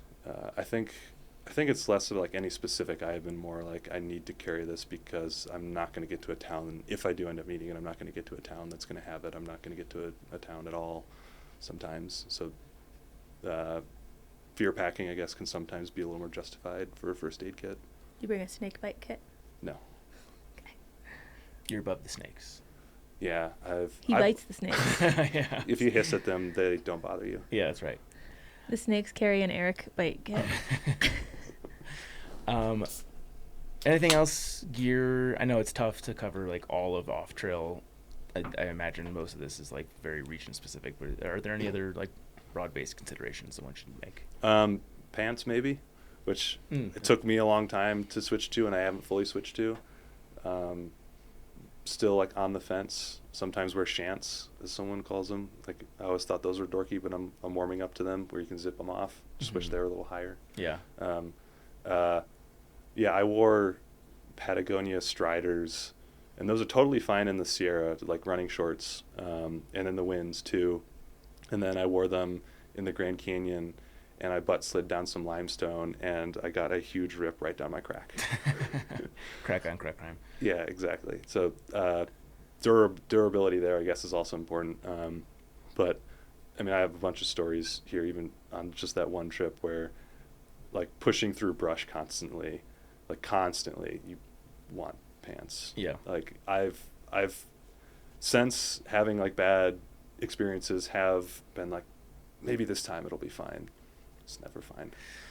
What's the minimum amount of bushwhacking distance that would necessitate pants for you? Because I'm taking on a route hike here shortly, and I think there's not much bushwhacking, but there is bushwhacking, and I hate wearing pants, so I'm trying to do the cost-benefit analysis. Well, one strategy I took on the Escalante Overland route, it was actually Katie Gerber's suggestion, which was just wear pants over your running shorts if you don't mind the extra weight. And it worked out perfectly there because once we got through like some bushwhacking at the beginning, it was all just like open slick rock, so shorts were fine. Yeah.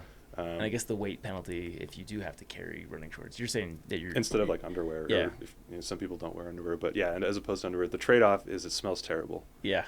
Nothing escapes the pants. Yeah. And like I feel like I've gotten so used to not smelling myself, as I'm sure many people have. If I do that, I still smell it. Yeah. Really, you smell your own funk. Yeah, if I'm wearing the pants over the running shorts. Good news is you're, like you said, you're not with other people most of the time, or at least not many people. So it's not like the AT where you're not going to get a trail name based on your mold. Yeah, but we said we name him on this. We will. We'll so get we there. Can. Yeah. We can name him Moldy Pants. We'll start feeding him whiskey, see what we get out of it. Yeah, Moldy Pants. Eric Moldy Pants Volk. Oh my God. I sign off on that. To answer your question, I think it's maybe terrain specific. I hate giving that answer like it depends so much, but like I don't think I still don't feel like I need pants in the Sierra, because once you're in the Alpine, you're pretty clear of things, but maybe like in the Grand Canyon or other canyon country, you're going to be coming through it more frequently when like going to canyon bottoms or crossing certain things. I think also like that stuff is sharp. Yeah. Whereas other places it's not, so I wouldn't care as much and can just push through. Yeah. But I feel like if I'm going to be bushwhacking like a couple days, like more than 1 or 2 days off trail, then I'd probably want pants. Yeah. Yeah. Like back to back. Like I might push through one day and have some cuts, and that's fine. But if that keeps happening repeatedly, that sucks. Yeah. Do you have any tips for pants that are better for? Because, I mean, I wear leggings, like Lululemon leggings, if I'm on a thru hike, because that's not something that I often have to deal with. But I imagine Lululemon leggings through dense shrubbery and sharp things is absolute shit. So what pants are best for You come out looking like Swiss bushwhacking? cheese. Yeah, I'll come out thinking that woman we had on once was right. I have a fun story for you. Oh, good. Wait, what is this? Call back to back. an episode many moons ago. Yeah. Okay. Well, I've heard there's 2 strategies actually. You can wear those and say fuck it and just repeatedly replace them, or you can like go out and buy like OR Feroci pants or something like that are like more durable. There's no. Well, it's less replacing them. It's more like my legs are scratched to shit and scarring. Okay. You know? Yeah, that's a good point. Like what are the pants of choice from someone who does this? What pants do you wear? Tell me about your pants. I like.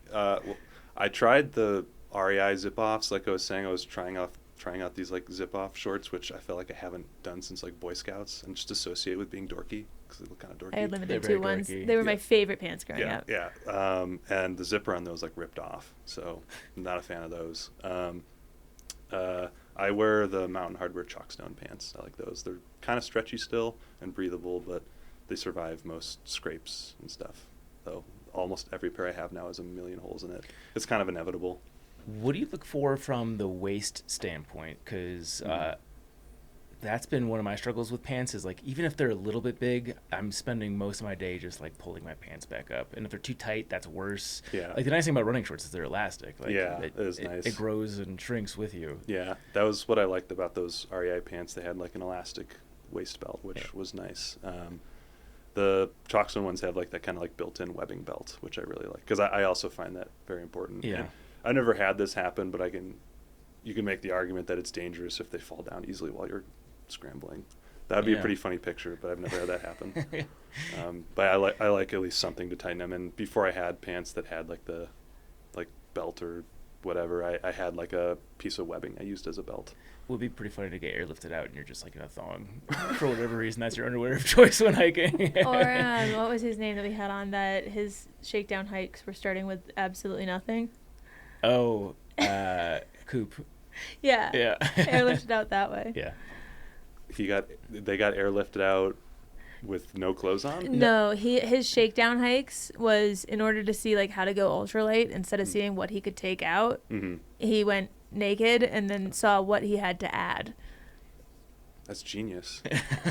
Yeah. It takes someone if like you're you in the to right think that, place yeah. and like not near a school. True. That would be pretty miserable in mosquito country. Yeah, there were a lot of follow-up questions in that interview, but this is good. Any other specific clothing items that you like besides the Mountain Hardwear specific pants? Because I feel like that's just an area where these two might have some variations. Yeah, I can't say like those pants as if like, oh, these are the go-to pants. I think I just tried them one time and they worked for me. I've heard like OR for OC a lot. People use those like even canyoneering where like you're scraping yourself purposefully. I don't know. I don't have like a wide swath of info on those or like, oh, this material or, tapered here. I don't have any like criteria there. It's really like, is it comfortable? Can I like move in them? Especially can I like, do weird stretchy moves in them? Do you look hot in them? That is important. The color is important. I have a pair of Prana Zion pants, which are the most durable I think I've ever gotten, but they're like gray, so I can't wear them. It just doesn't work. You have to look fabulous out there sometimes.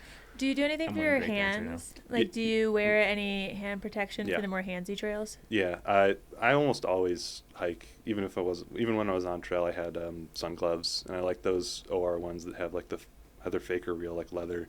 That is helpful when scrambling too, especially in canyon environments. And again, like the Grand Canyon with limestone, where unweathered limestone is just like knives. I find that really helpful for not ripping your hands up when doing stuff.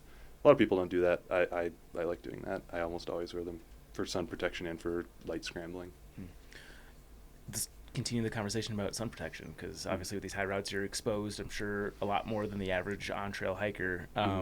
What is your overall philosophy in terms of sun protection? The gloves, I wear pants a lot of the time, so I'm covered head to toe, especially up in Alaska where you have 24 hours, Arctic Alaska, where you have 24 hours of sun in the summer. And then I'll just put sunscreen on my face twice a day. Are you wearing a sun hoodie? Yeah, sun hoodie and a baseball cap. What do you wear? For which? The hoodie, but also... Who are you ripping on the cap? Yeah. Oh, Amazon. I think I had a yellow Amazon hat that I lost recently, and then I bought a Prana hat. So nothing specific. No, I'm not repping anybody specifically. It's just something I found. We can get We you can a help you Bears out hat. with that. Or I a was gonna truck say hat, I truck guess. hat. That works too. I'll take a hat. Hell yeah. And then sun hoodies. I like Montbell. I like Montbell in general for a lot of clothing because they seem to fit tall and skinny. Yeah. I like the wind. What are they called? Cool hoodie. Wind cool, something like that. I think it's like their one hoodie they have. Yeah. We got a bunch of those, and then for like Alaska and sometimes other places, I have what's it called? Insect Shields hoodie. Solaro hoodie. I don't know if they make it anymore. It's a polyester hoodie that came treated and was a little more tightly woven, so it was nicer for mosquito country. And it's a little more durable, so sometimes I'll wear it if I know I'm going to be doing a lot of scrapey stuff. Yeah. What about weather considerations? And I know gear and apparel, this is going to be region specific, and obviously seasonal as well, but I guess just kind of across the board, obviously high routes are going to have a lot more exposure again compared to being on trail. Yeah. How do you prepare for that? What are your considerations? What does your research look like? Just walk us through your thought process. For weather. For weather. God, it's fucking starting.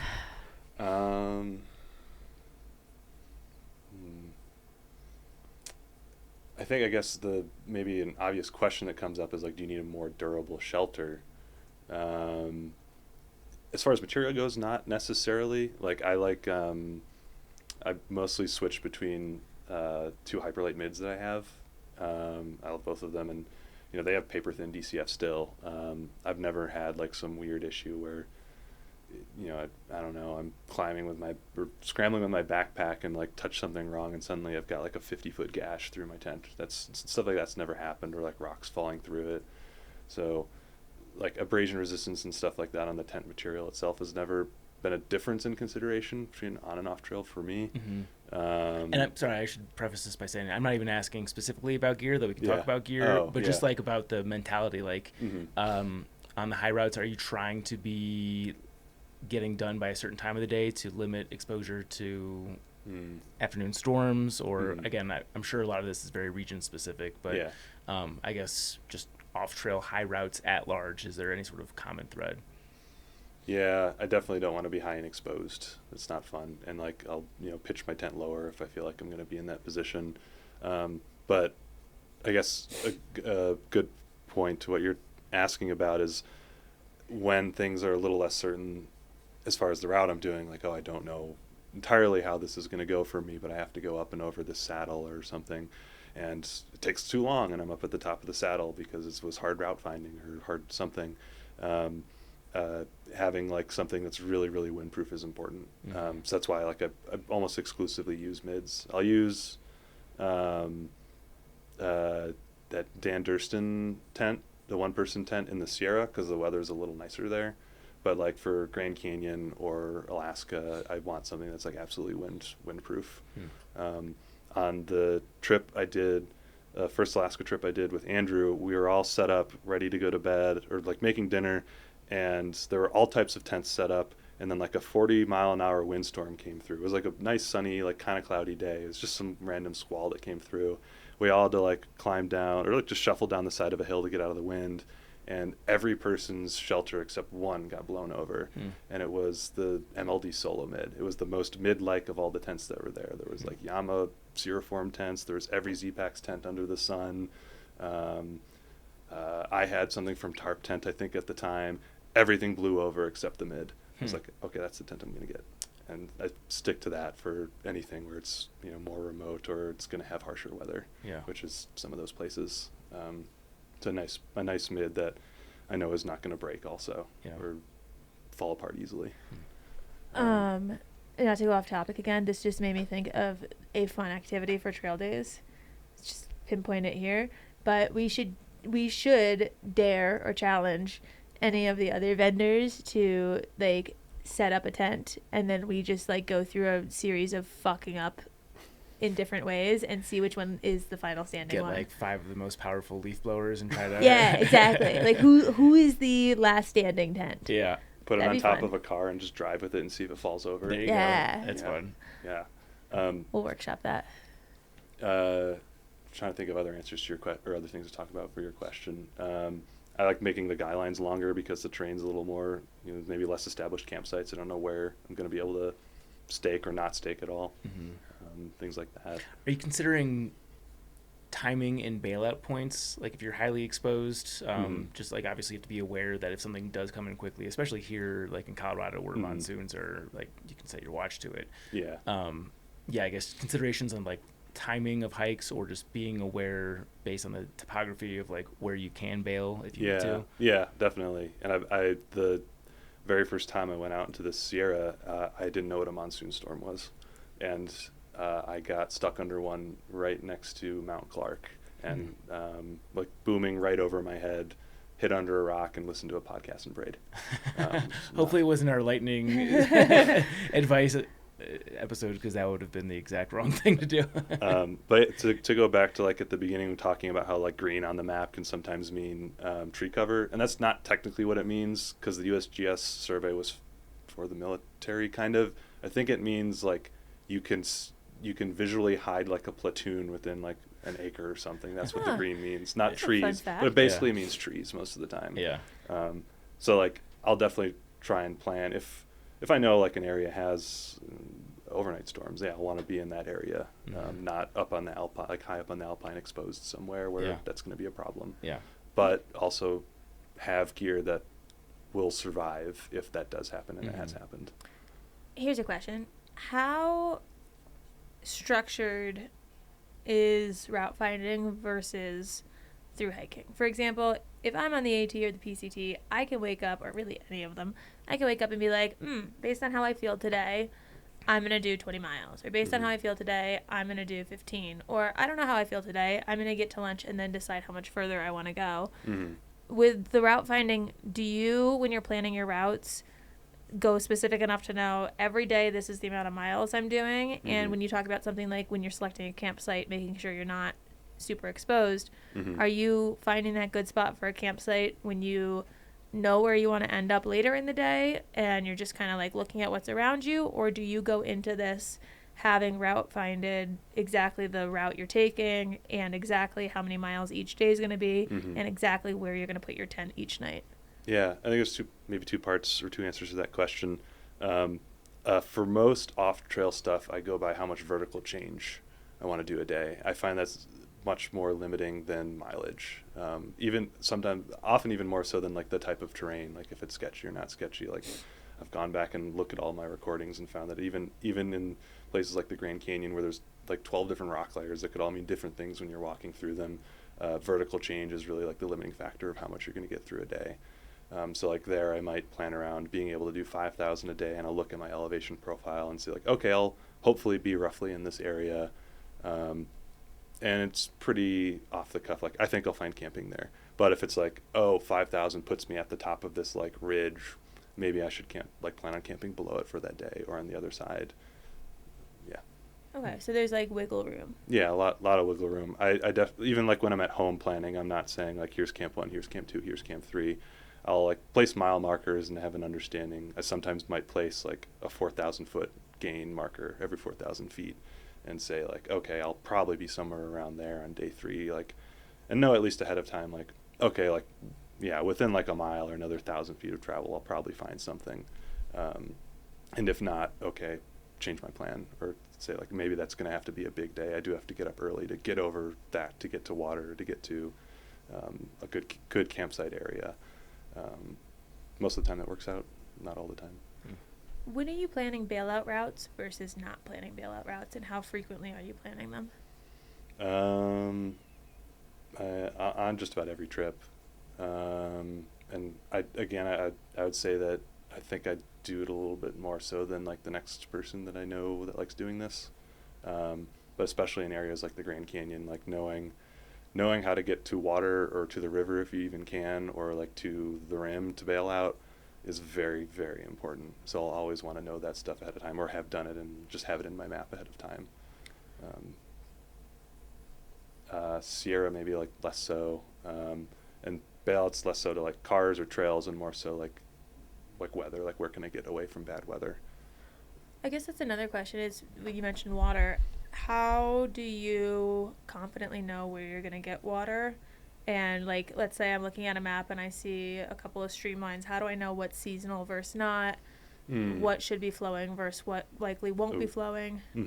I guess on those same USGS maps, if it's a solid blue line, it's supposed to be perennial, and that's not always true. I might be wrong in thinking this way, but I don't really rely on that, at least in like canyon or desert countries or areas. Something like like alpine environments, I'd be more willing to rely on that. with regards to water. I mean, like in the Grand Canyon again, I really don't. There's this like phrase that gets said a lot. You're not walking towards water. You're never walking towards water. You're walking away from water, because you can never really truly guarantee that the water's going to be there. When I did my traverse across, there's one spring far out in the Western Grand where there's very few trip reports, but there's one guidebook that has like some approaches, and then one of those guidebooks that says this is one of the most reliable springs in the Grand Canyon or something to that effect. And I got there and it was completely dry. And that was after like 30 miles of no water. So in some places you just have to know how to go back or to bail. So you had to go 30 miles back? No, I got lucky in that situation. I saw a canyon wren, or I had been seeing a canyon wren flying around, and most of the time they like disappeared when I got near them. And this one was not disappearing, and I was kind of curious. I'm like, oh, it's probably nesting somewhere. Maybe there's water nearby. And I started looking in drainages, kind of like the typical desert strategy, like, oh, is it facing away from the sun? Does it look narrow? And also like looking on the map, like where might water be if there's a bird hanging out here? And I found a tiny little pothole that had like 1 gallon full of bird poop water. And that got me through the next day. Yeah, it was delicious. Tristan Gooley of you. Yeah. What other, okay, on that note, sorry to monopolize, but on that note, what other, I mean, it's very smart to look at a bird and be like, I'm 30 miles away from water, I'm fucked. Oh, look, a bird, I'm not fucked, right? Yeah. Like, my brain wouldn't think that. What other parts of the landscape can a person read, like that bird, to give them hints that might not be intuitive? Yeah. I mean, stuff coming off of glaciers, outflows of lakes. I think probably all similar stuff that you might think about, like even when passing by stuff on trail, like stuff outflowing from lakes. Places that look, like in canyon country, places that look like they're shaded from the sun or like cut very deeply that you can hopefully at least still get access to, like you don't have to climb down to it. Oftentimes stuff that is facing north rather than south because it's going to get less sun.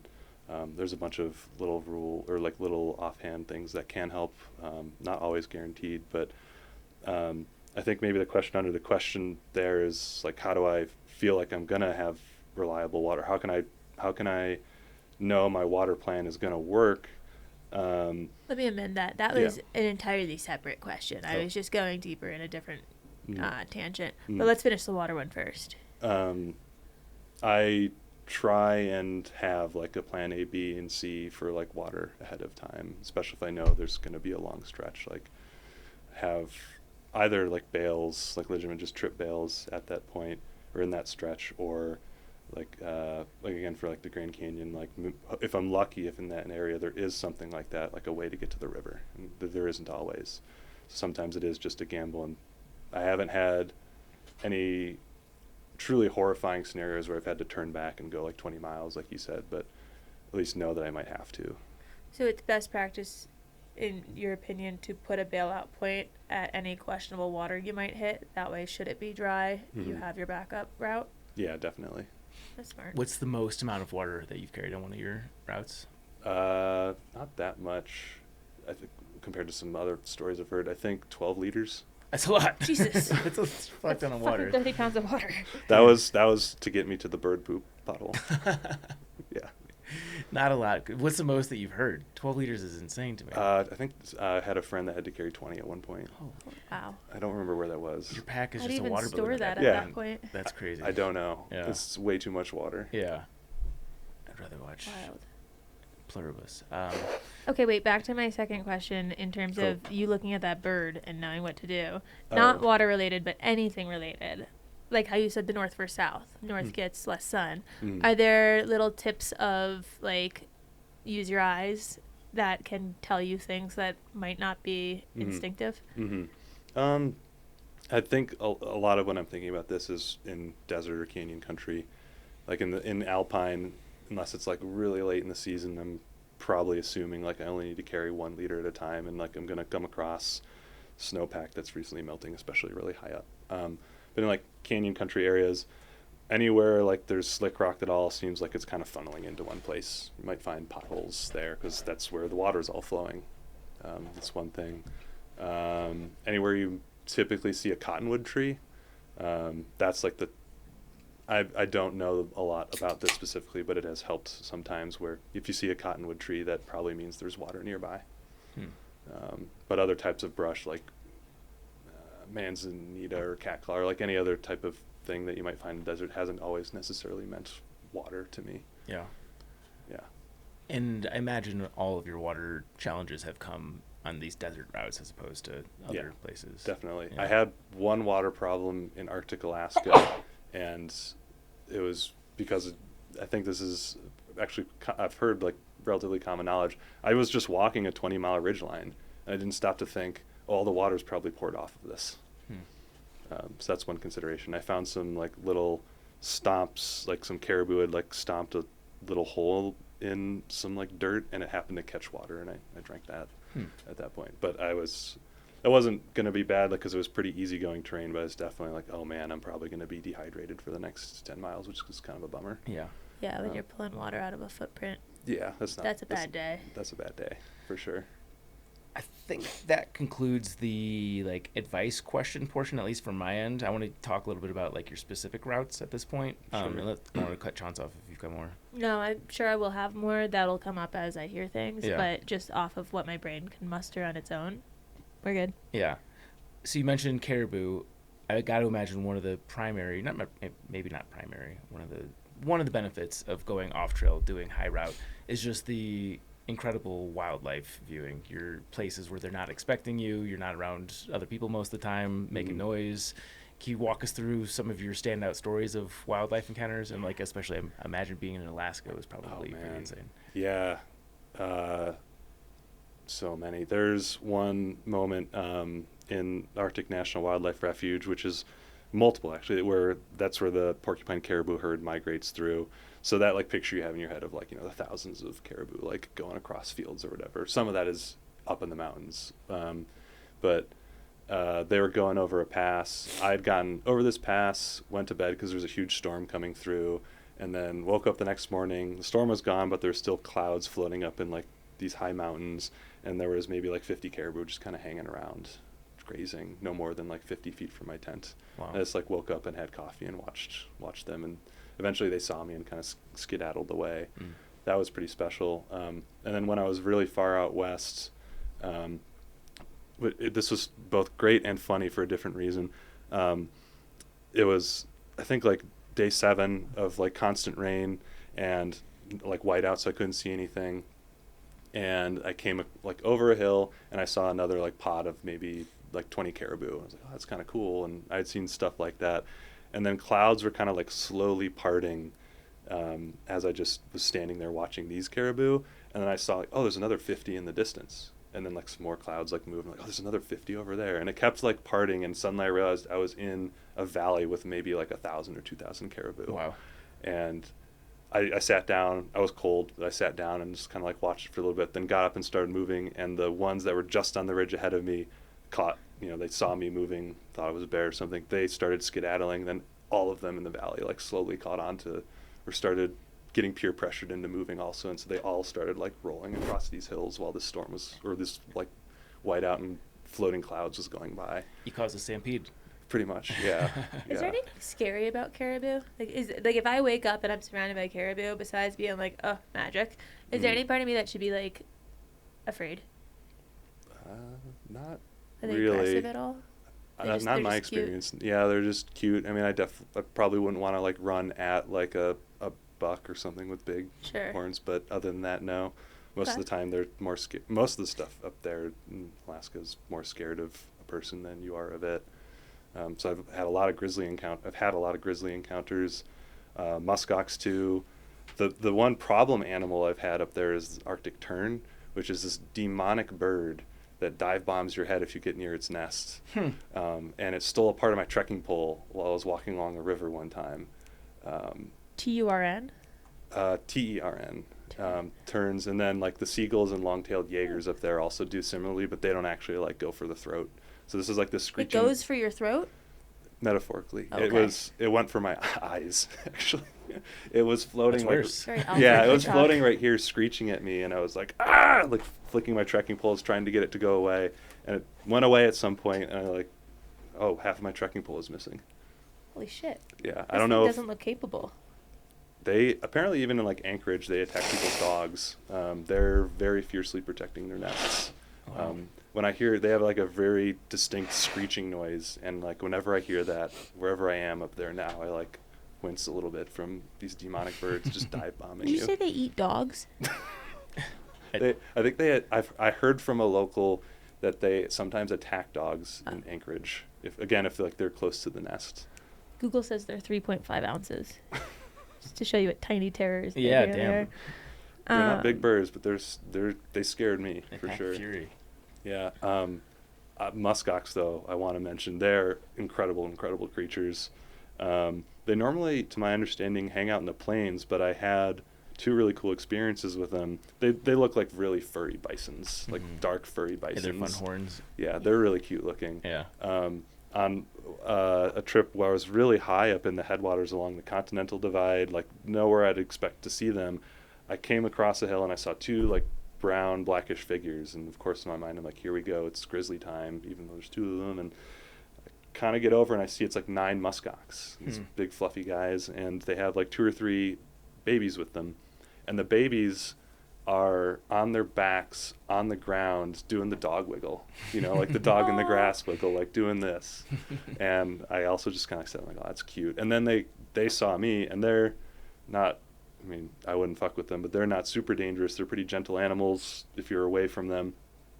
They all got side to side, shoulder to shoulder, and started marching towards me, like, directly at me. And I was like, okay, time to leave. And I like sprinted around the corner. Is that them being territorial, or? It's them pushing you away from the gun. Defensive strategy. If threatened, a herd will form a defensive line, but they can also charge and are surprisingly agile. Huh. That's smart. Yeah. Mm-hmm. They're organized. Like the flying Yeah. bee. What about any scary stories? Any scary grizzly encounters, mountain lions? Oh, both. Man, a lot of grizzly stories. On the long walk I did up there, I saw 3 grizzlies in one day. One was on top of a cliff, and I was in like chest deep willow, some brush. And have you guys seen the old second Jurassic Park movie with the velociraptors like moving through the brush? I saw something like that snaking its way towards me while it was pouring rain, and this was like day like 12 of like nonstop rain, and I saw the brush like doing this, and I was like, petrified. How and tall then are you? 5'16". Okay, so you could see above this stuff. Yeah, I could see it, but I couldn't see what it was. The only thing that would be scary would be a grizzly up there, and so it popped up like right in front of me, like where that door is, maybe. Shut up. That one? Not this, the far one, the far door. Still. Not this one. I wouldn't be here if it was right there. Yeah, we're talking like 15, 20 feet probably. Yeah. And it was a smaller one, like skinnier one, that stood up and just like looked straight at me. But like many of the other encounters up there, like it did the like sniffing me and then turned and ran away. Huh. Bet you were happy to be wearing your pants over your shorts that time. Yeah. More than mold happening down there. Yeah. The one that like truly terrified me though, because a lot of my experiences, and I think a lot of people's experiences up there are similar to that, where if you hold your ground and act not scared, they will get wind of you and then run away. Like they aren't used to people. They think you're some weird hairless grizzly with multiple colors on, and one little swipe from you could make them, get infected. They don't want to deal with you. I'm not a bear biologist by any means, but that's, I think, my understanding of their psychology. However, in the far western Brooks, in the National Petroleum Reserve of Alaska, terrible name, I was warned ahead of time that the grizzly population there compared to like the national park and the refuge is just twice as much. And I had reached out to someone who had gone through parts of that area and read their trip reports, and they had been like followed by grizzlies while like pack rafting, like it like was floating down the river trying to get them, and which is just very different from what I had experienced on like smaller hikes up there before, and then what I had read. And what I had read is they're more predatory in that area, or when I talked to someone in person about it, they said they're more curious, which is a great euphemism for they want to mess with you. So I was walking up a hill, like this really cool, like glacially fluted hill, and kind of topped out and saw two big grizzlies kind of walking uphill to the right, and which is also kind of weird that they were hanging out together. And this all happened in the matter of maybe 3 seconds. One of them looked at me and locked eyes with me, and like I couldn't tell you guys why. Maybe part of it's because there was two there, which is a little weird, two big ones together. Like I don't know why. I could tell like I need to not be here right now. I immediately my body moved before I was thinking. My legs dropped out from under me, and I started army crawling like down the other side of this hill. I was like, something about it, I could tell like kind of like walking like, you know, along the street at night, and like you see two figures or something, and like you just get that feeling or something. Like I had this feeling like all the other grizzly encounters, all this data I know about how they don't, you know, go after humans, or they'll smell you and you go away. Like I just could tell like that's not how this is going to go. And so I like dropped down and started army crawling through the tundra. And then once I was out of view, at least of the ridge, got up and started like going along this cliff face and like climbing down on the other side, basically to go all the way around behind them, because I figured they'd be running that way, you know, and just kept going downhill, and thankfully didn't see them again after that. But that was very spooky. It tap into your spidey senses there. Yeah, it 100% did, and to this day I couldn't tell you why. Yeah. I was like, this is not going to end well. Huh. Yeah. All right, I want one mountain lion. Oh yeah. I'm a selfish girl. Definitely. Yeah, I guess you might be disappointed. In the Grand Canyon, and this actually happened to Katie also. There's this one area in a part of the Grand Canyon where I was setting up my tent at dusk, and I saw like some trees like a tenth of a quarter mile away. All of the birds all at once flew out of the tree. And I was like, oh, that's weird. And then I set up my shelter, and I was going to bed, and I was on top of Esplanade sandstone, which is this really nice walking level sandstone that has like plates that kind of like you can crunch on, you know, they kind of crumble underneath your feet. And I was reading or doing something in my tent, and I started hearing this like crunching all around my tent.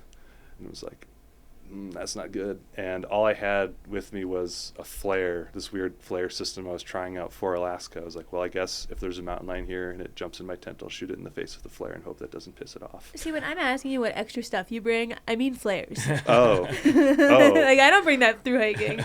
Keep going with your story, but okay. plant that seed. I could talk about many, many specific things to these areas, including flares. But what was funny about this trip was before I started, I got a shuttle from someone that offered me a gun. I said, I don't need a gun. And in that moment, I definitely wished I had taken the gun. But I just kept hearing it for maybe like a half hour, like circling around my tent. And I fell asleep, and I woke up, and I saw like some of this like crunched sandstone, and saw a cat print, like a big one, like the size of my palm, probably like a 150-foot cat. Wow. Had just been circling my tent almost all night. Never saw it. Didn't want to stick my head out of my shelter. Right. But it was in the exact same area that Katie had like a straight up standoff with it. Wow. And How does one go to sleep in those Yeah. conditions? Good question. Yeah. Built different. Damn, that's wild. All right, I don't want to. If there's another standout wildlife story, feel free to tell it. But I'd also like to talk about some of the specific routes that you've done. Sure. And I guess I'll let you steer this part of the conversation a little bit. But I thought your black belt Triple Crown was interesting. Is this something that you coined? It's a dumb term, but yeah. Yeah. It was the idea I had. Like three, like kind of like the most remote place, the lowest place, and the highest place. Like the Sierra is the highest place. The most remote place is Arctic Alaska, and then the lowest place is the Grand Canyon. None of which are technically true. Yeah. But yeah, It this like works. spiritual like three hardest black belt wildernesses, which is something I've heard described for at least the Grand Canyon and Arctic Alaska as black belt wilderness. Uh-huh. Like you have to have your shit together or you'll get pulled apart kind Uh-huh. of place. I guess give us like the overview of these routes, and we'll end with the Grand Canyon because I know that there's a conversation to be had there as well. But and I know you've given us stories from specifically your time in the Brooks Range, but I guess give us like the general overview, start, end. How long did it take you to do? How long did it take you to plan? And I guess any other like Class. any What sort classes? of classes of hiking. Let's start there. Yeah, the Brooks Range one, Brooks Range Traverse, I guess if it has a name, was at the Canadian border. I had a bush plane drop me off close to the Canadian border. I had to walk to the border and then back, and then walked all the way across the width of Alaska, Arctic Alaska, to the Chukchi Sea, the Arctic Ocean. And that was around 1,000 miles, and I think that was 51 days, I want to say. I spent some time in town, in like the one town you can pass through, because Katie and Andrew and other friends were passing through after guiding some trips, so I hung out in town for a couple days. Was it weird to see and have conversations with people after being the most remote person? Kind of. I saw a group of 5-7-year-old women in between the border and that town, and they were so cool. They would come out to this one area that was like kind of accessible for a bush plane, and they had just like a bunch of barrels of food and like this big tent set up.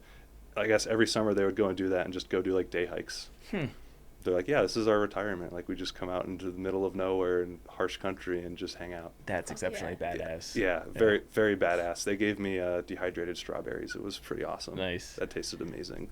So 1,000 miles, you said 50 days. So we're looking at 20 miles per day. About yeah. How strenuous is a 20-mile day on something like this? Depends. It depends on where you are, but pretty strenuous, I think.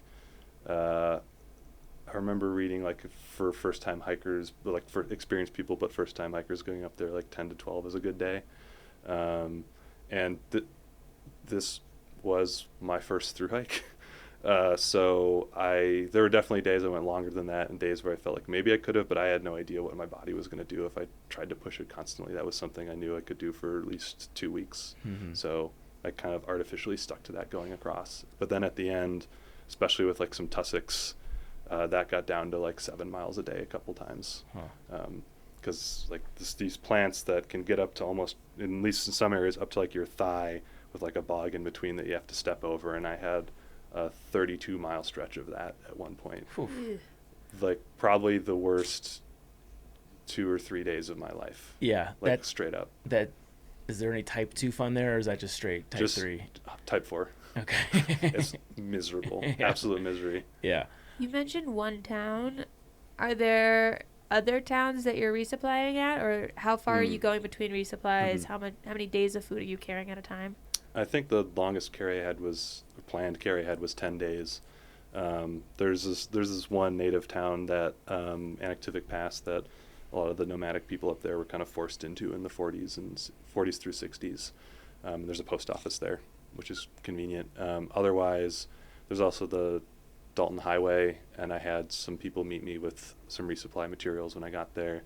And then outside that, it was arranging bush pilots to drop steel barrels in random places, or not random, in like coordinated places beforehand, and I would get to them and resupply there and move on. What is the cost associated with this? A lot. Yeah, like many, how much? We're talking 5 figures? For the one in the most remote area, the single barrel was $5,000. Wow. Okay. Shut up. Yeah.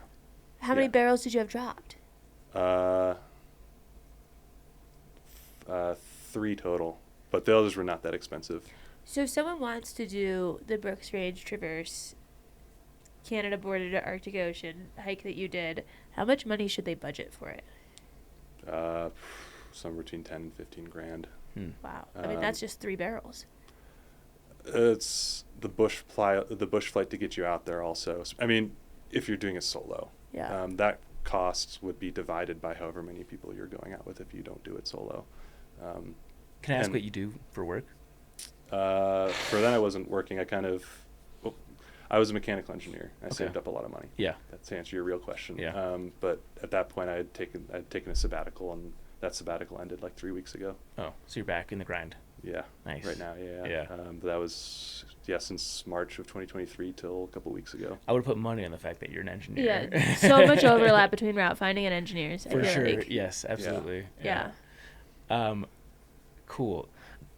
Question from me, when we go through each one of these three, I would love to know, who is this hike good for and who is this hike not good for? Like, who would be a good candidate for this hike and who would be someone that should maybe not do this? It's a very good question. The Alaska one, I guess I can say the reasons I did it. I wanted to have that solo, I'm up in Alaska by myself experience, getting to these really remote places and doing something where I'm not going to see a lot of people and very few people have done.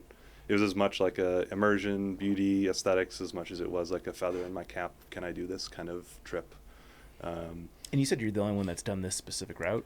So the Brooks Range Traverse, a handful of people have done it where you do the same thing. You hike through like the refuge and then you get to a certain point and then take a river, like pack raft or canoe the rest of like half of your route out to a town. And that's kind of what I was thinking about doing. And then I actually asked Andrew about just like, hey, can you check what I'm doing and see if I'm making any mistakes? And he said, you're going to get bored if you do that. You should walk the whole thing. I think you can walk the whole thing. The only other, I didn't find out till after, there's maybe one other person, an old Arctic explorer that did it. I can't wait to ask Andrew about you. Yeah. Give him the cycle, because he wouldn't say that about me. He wouldn't say that you'd be bored by the traditional Brooks Range Traverse. He'd be like, no, this is way over your head. Yeah. So like he obviously saw something with you, or like this. I don't know if it was me. I kind of agree with him, and this is maybe a hot take, but pack rafting can get boring, especially if you're on a flatwater river for 400 miles. Not challenging enough, not like intellectually stimulating, or yeah, I mean, for one, in a pack raft, that's actually kind of painful. A canoe is the way to do that, but yeah, you're just sitting all day. Yeah, maybe paddling a little bit. It checks out why that would not work for you. Yeah, give me a couple beers, I'm having a if good time. If it was, yeah, that's the thing. If it was not a solo trip, that probably would have been wonderful. Sure. Yeah, but yeah, pointed me towards this, and I was like, holy shit, I didn't know this was a possibility, and looked into it and reached out and pieced together a route. And I still wasn't sure about it. I talked about with the bush pilots and people that were helping me, and said like, I'm going to ship my pack raft gear up to this resupply and make a decision when I get there. And I made that decision when I got there. And Andrew was one of the people who said like, you should, go for it. You should do this. So that part of the route had not been done, at least according to your research, or?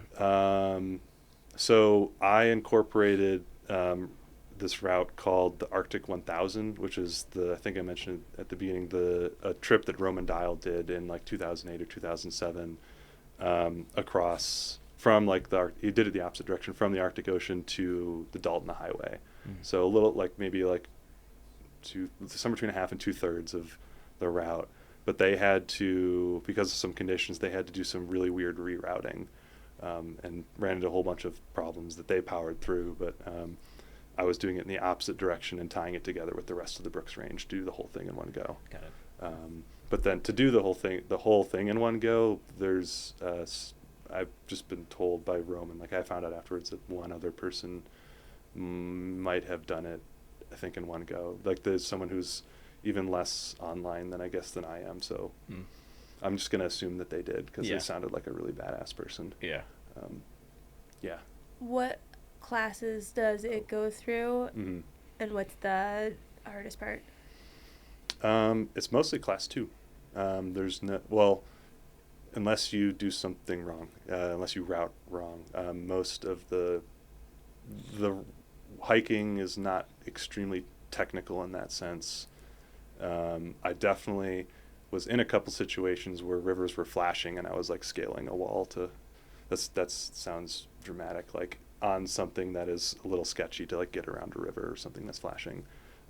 The real challenges up there are, one, the remoteness and like the psychological aspect of that, the river crossings, the Arctic river crossings, because a lot of the rivers would be frozen if they weren't moving.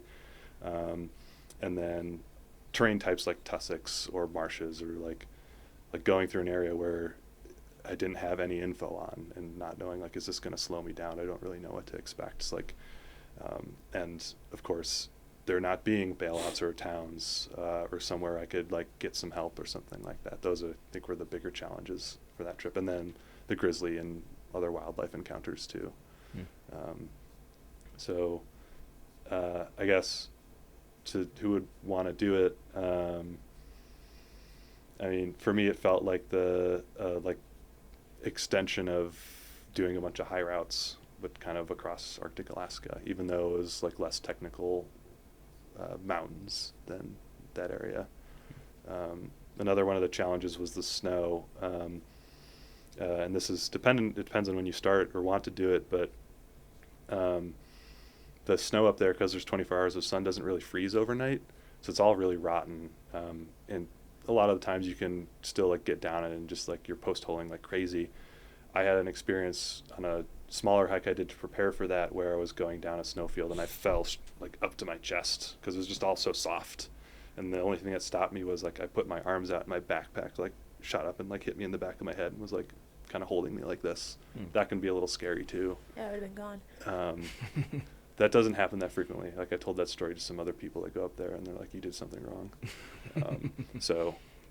But you know, that means knowing where to go and not go and understanding the terrain, which doing like that, like a little hike beforehand helped a lot to shake that stuff out. But yeah, the biggest challenges are like the terrain, knowing how to route where to go to avoid like bad walking, not necessarily like climbing or not climbing. And then being able to ford some of these rivers and knowing, at least for me, like which, like you could very easily like be going along a river and then realize you can't get across it and you have to circle back. And maybe that's not a problem, but if you keep doing that, or if that's a significant setback, like again, you're not walking towards a town or any type of resources. It's you're just gonna starve or run out of food. And that happened to me one time on that trip. Like you have to get to your resupply, and that's your only source of help. What about the skeets? Oh yeah, that was bad. They were really bad. Just a black cloud. Yeah. Yeah, and I had some mosquito experience growing up in the Midwest, and awful. Yeah. Absolutely awful up there. From what I understand, Michigan is the worst of the Midwest states for mosquitoes. I don't know if you've got That makes me feel better. Yeah. That's I didn't where know I've had that. it worse. Yeah. I've had it the worst in the part that looks like that. The Upper Peninsula area. Yeah, which is the one that goes over the lakes. Yeah, that's the. Yeah, that GP. one. Yeah. I stopped to camp. Well, I didn't camp. I was driving my Jeep, which was a soft top, and I stopped to sleep, and I pulled off into like some tree wooded area on a dirt road that I figured no one would bother me. Fucking hell, it was miserable. They got through the soft top. Oof. Okay, this might be a patent pending, but this might also exist. Are there classes? Because you have classes for hiking for like that to that, and you have classes for rivers for like how bad the rapids are. Are there classes for how remote an area is? Or any similar grading scale where it's like you're in that 240-mile circumference, that's a class 5? No, I think a lot of the times it's just people talking about there not being infrastructure or no rescue. Like in most of that area, there's no rescue. That's like the biggest psychological hurdle. Like one wrong step, you really are hosed. There's no official rescue. There's no SAR helicopters. The only thing that could help you is a bush pilot if they're able to get to where you are. And surprisingly, like they can't just land on anything that looks relatively flat. Like even small bumps can kind of mess up their plane if they try landing there. So if they're around somewhere that they maybe know where you are and the weather is good, maybe they could come help you. But from what I understand, it doesn't really end that way typically. So who this is for or not for? Is this for someone who tolerates risk? Yes. That type of risk, I guess, yeah. I mean, That's a pretty big risk. I see it as you know, it's a longitudinal risk as opposed to like a climbing risk. Yeah. You know? If you're going in an area where that fucked when something goes wrong, are you bringing a sat nav, or is it pointless to bring a sat nav? Like a satellite phone to be like SOS help. Oh. Or is it just pointless to bring one because there's no one to come? No, I mean I would still try. I brought one mostly to communicate with my family. I rented a satellite phone to talk with my parents once a week, so I didn't go insane. And then it broke. Okay. I'm going to ask this question. I want you to keep this in mind for the next two routes we're going to talk about too. But give me the 3 most challenging elements of this specific route. Mm-hmm. Like you mentioned, the mosquitoes, the marsh. Like, Mm-hmm. what are the top 3 biggest challenges? I really think the psychological challenge is one of them, being out there, in that stereotypical, like, romantic sense. You're in big wilderness, black belt wilderness, whatever you want to call it. Like, it's just you. Mm-hmm. And you don't have much support. That's scary, really scary. Then I'd say river crossings is the next one. A lot of it's glacial runoff, and it's a routing kind of compromise, or I would say not compromise, something you have to deal with. Like, you want to ideally stick close to the Continental Divide up there, because it goes all the way and then starts bending west. So I guess this trip was Wobo westbound. Mm-hmm. That's where the best walking is going to be, like the less marshy or less tussocky area, the better terrain. Not guaranteed, but more so. But at the same time, that means you're closer to the headwaters where a lot of glacial runoff is coming off. That typically actually is better routing-wise. You're going to have a better chance of either crossing there or somewhere far downstream where it's really braided. But most of the time, you'll have pretty good luck if you keep going up towards the headwaters. But it can rage or just be really big. Something I've heard about, like, ratings for Alaskan rivers, I've heard that they're given day numbers for, like, how many days it takes to stop flashing. Like, this is a 1-day river, a 2-day river, a 3-day river. And having to get across those without getting swept away is another big challenge. And I lost my footing and swam twice on that trip. Both times were not fun.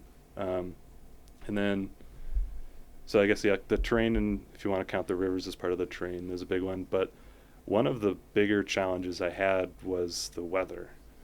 And it kind of was, there was a confluence of a couple bad things that happened. I got sick from eating caribou in the one town I stopped at.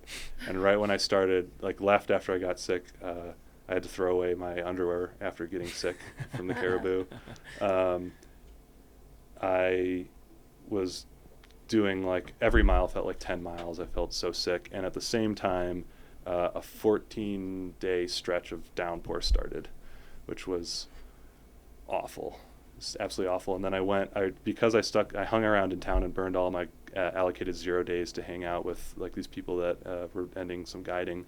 I took what on the map at least is a shorter mileage route, but went through an area called Ikukpuk Creek that is also some of the worst walking I ever had. It was wall-to-wall brush for 8 miles. Oof. So I was sick. It was pouring rain.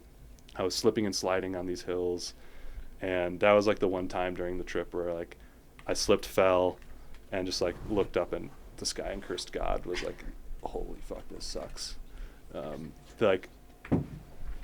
would never want to do that again. Yeah. 2 straight weeks of rain up there. So that in itself is just absolute abject misery. The other dangerous part of that was at least in my opinion, it doesn't matter how smart or careful you are with your gear, your down is going to get soaked. So I was starting to boil water to stay warm at night near the end of that, because it just got consecutively more and more wet for me getting into my sleeping bag each night. Eventually to the point where it did almost nothing. What are the lows overnight? Maybe low 40s. Okay. But and then what made it even worse was, and something I didn't plan around and realized, was once I got farther out west and the mountains kind of faded, which meant a lot of the terrain was more of that tussocks or marshiness, the best place to camp was on gravel bars near the rivers, which meant you were right next to these cold Arctic rivers pulling heat away from you. That's that whole combination of the rain, the down getting wet, and that having to camp there constantly. I was shivering at night and had to boil 2 liters of water and go through my fuel that I was using for my food. Yeah. I think this is my last question for this route, and this will be one that I want to repeat on the other routes too. But sure. As a pie chart, tell me type 1, type 2, type 3 fun.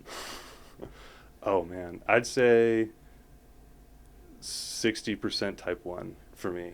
And then 20% 80% type 2 and then 20% type 3. Okay. Yeah. I mean, That's pretty good my phone dying and not having that as a sanity, like I know where I am, Yeah. that's definitely type Yeah. 3. Are you listening to podcasts or anything while you're out there, or is that like defeat the purpose of being the most remote person? Oh, I listen to a lot of podcasts Yeah, and okay. audiobooks while I was out. I do on most of my like solo stuff. Yeah. Especially that one to stay sane. I saw people in that town and then it was 3 weeks without seeing anybody. Oh. What are your go-tos? I like movie podcasts. Fighting in the War Room. I probably listened to this podcast. Maybe I can't really remember, 1 or 2 episodes. And then If Books Could Kill, and Maintenance Phase, and 5 to 4 about the Supreme Court. A lot of other random movie podcasts. Mm. Yeah. Okay, good. Let's shift to the Super Sierra High Route. Mm-hmm. Give us the overview. What is that? That was joining the Yosemite High Route, Sierra High Route, Kings Canyon High Basin Route, and Southern Sierra High Route, and linking them up in some way and doing that all in one go. Rough distance, or maybe you've got the specific distance and time frame? It's around 300 miles. It ended up taking 18 days. I can't remember what I had planned it for, and I think 96,000 feet of gain in the Sierra, I want to say. That's wild. Yeah. Let's start with rank the top 3 biggest challenges. Just physical. It's just you're at elevation going up and down passes. It's just exhausting. Yeah. What's the high point that you get to? Are you doing Mount Whitney. Okay. Yeah. Southern Sierra High Route kind of ends at Mount Whitney, and then you take the trail out. Well, soon after you take a trail out. Did you deal with altitude sickness or anything like that? No, that thankfully is, even though I lived in San Francisco, that never seemed to be a problem if I jumped into it. Yeah. Yeah. So is there no 2 or 3? Is one just so much of the challenge that everything else kind of pales in comparison? I think so. That one was interesting because I felt like I'd done a lot in the Sierra at that point. So I had all these guidebooks printed out for all these different routes, and I got to my first resupply and was like, let's make it fun. And I just threw them all away. And went for it. I had the passes and the class designation for the passes on my map, and was like, I'll just try and get between the passes I had marked before. Was this after the Brooks Range Traverse? Yeah. Okay, so I was riding high. It felt like child's play for you. Yeah, I mean the terrain there is more technical than the Brooks. Like there's some class 3, and if depending on how you do it, class 4. And I think I mentioned like I didn't want to go down the Enchanted Gorge. Instead, like when I got to this town, I found this spot on the map.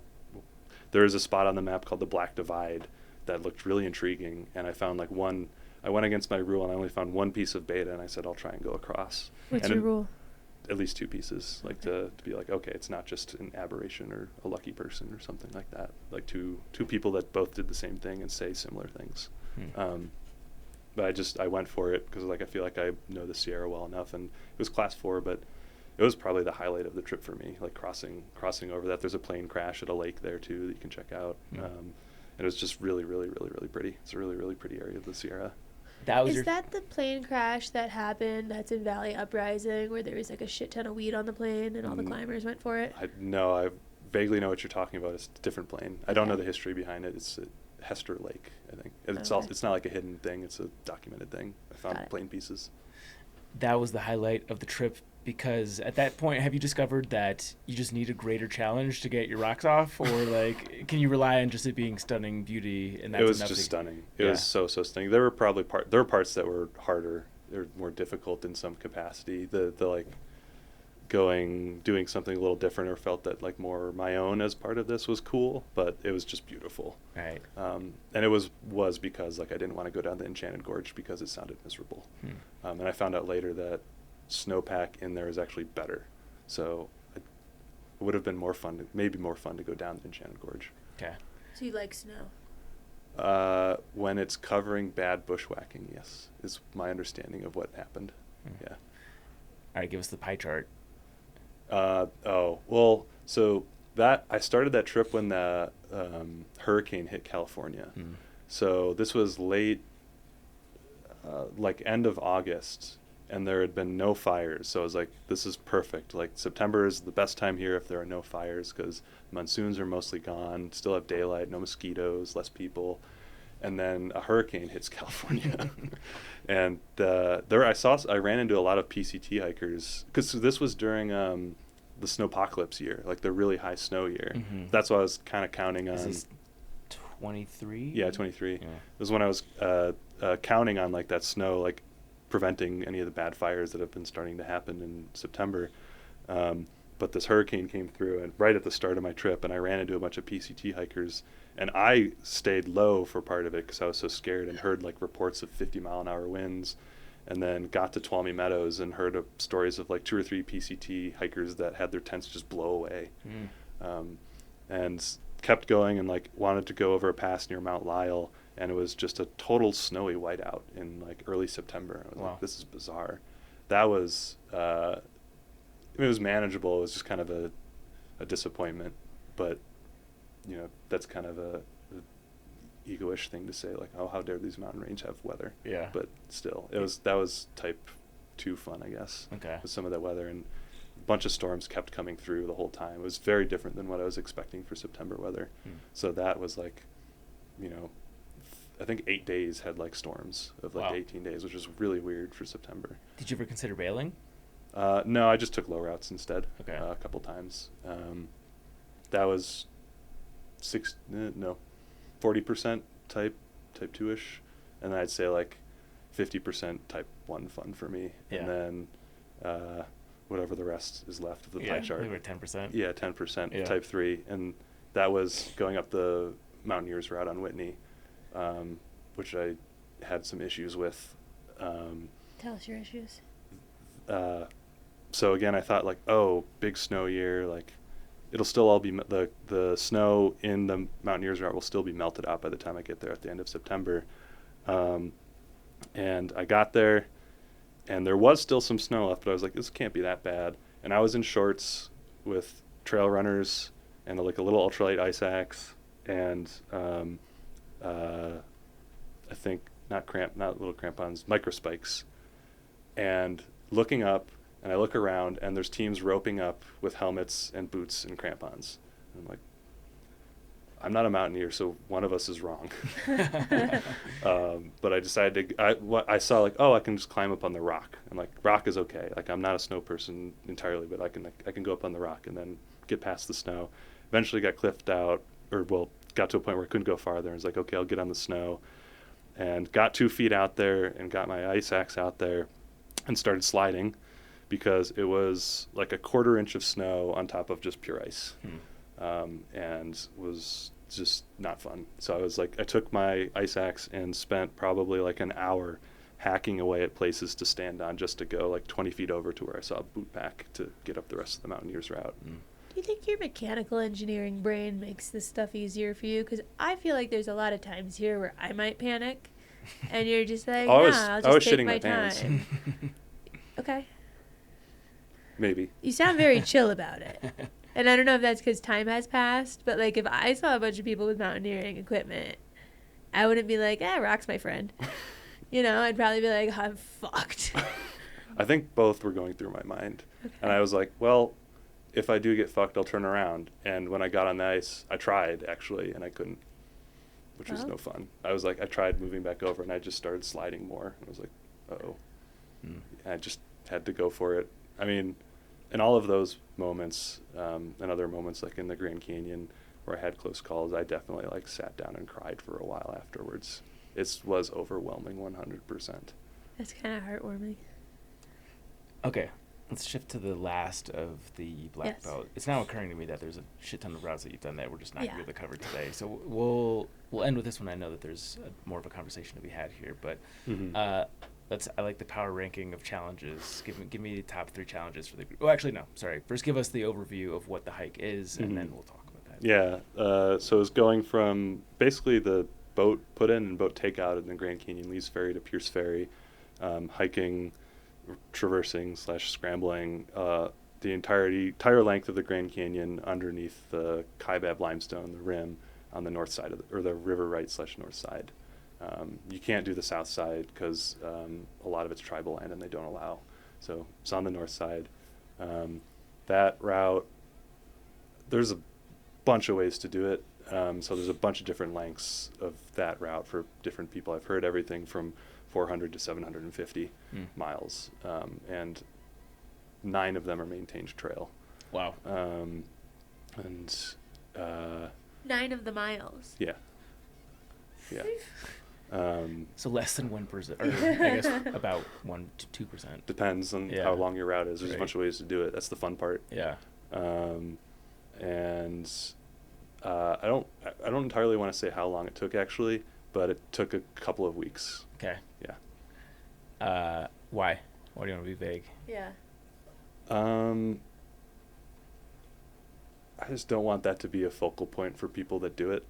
If Like, that you don't makes want sense. people to think it only took 3 weeks, so they're going to do it because they have 3 weeks? Or you don't want... I think it's a fun experience, and focusing on time for it could be dangerous, if that makes sense. Yeah. What's, like, a max time to allow for someone who, like, works a 9 to 5 and can't just be good with the wind about things? Yeah. I think a lot of people do it in around 2 months. Okay. I want to say. Yeah. And again, it kind of depends on what route they take. Yeah. But I've heard that a lot. So you were hauling, and you want people to get the wrong idea about, like... I wasn't actually. I was having like coffee in the morning every day. It was fine, but I just don't want it to be a focal point. Yeah. I guess. Sure. And you're also 516. 516. Yeah. Yeah. I think that was It helps. potentially That a could trail also name. be your trail name. Yeah. Yeah. Okay, let's talk about the top 3 challenges associated with Yes. this one. Water is absolutely the number one challenge. Mhm. Like we talked about earlier, like you're walking away from water. You're not walking towards water. There was another instance where I was relying on a spring that was blasted out of a wall by cowboys so they could have a reliable spring, and it was completely dry. I had to reach out to a friend on my Zolio to be like, I need help, where's water? It's just not guaranteed other than maybe the river. Well, the river. What does the Zolio friend do? Like, are they looking at a more detailed map? It was a Grand Canyon friend Ah. that had also done this. Got it. Yeah. Okay. Slightly off topic, but on topic.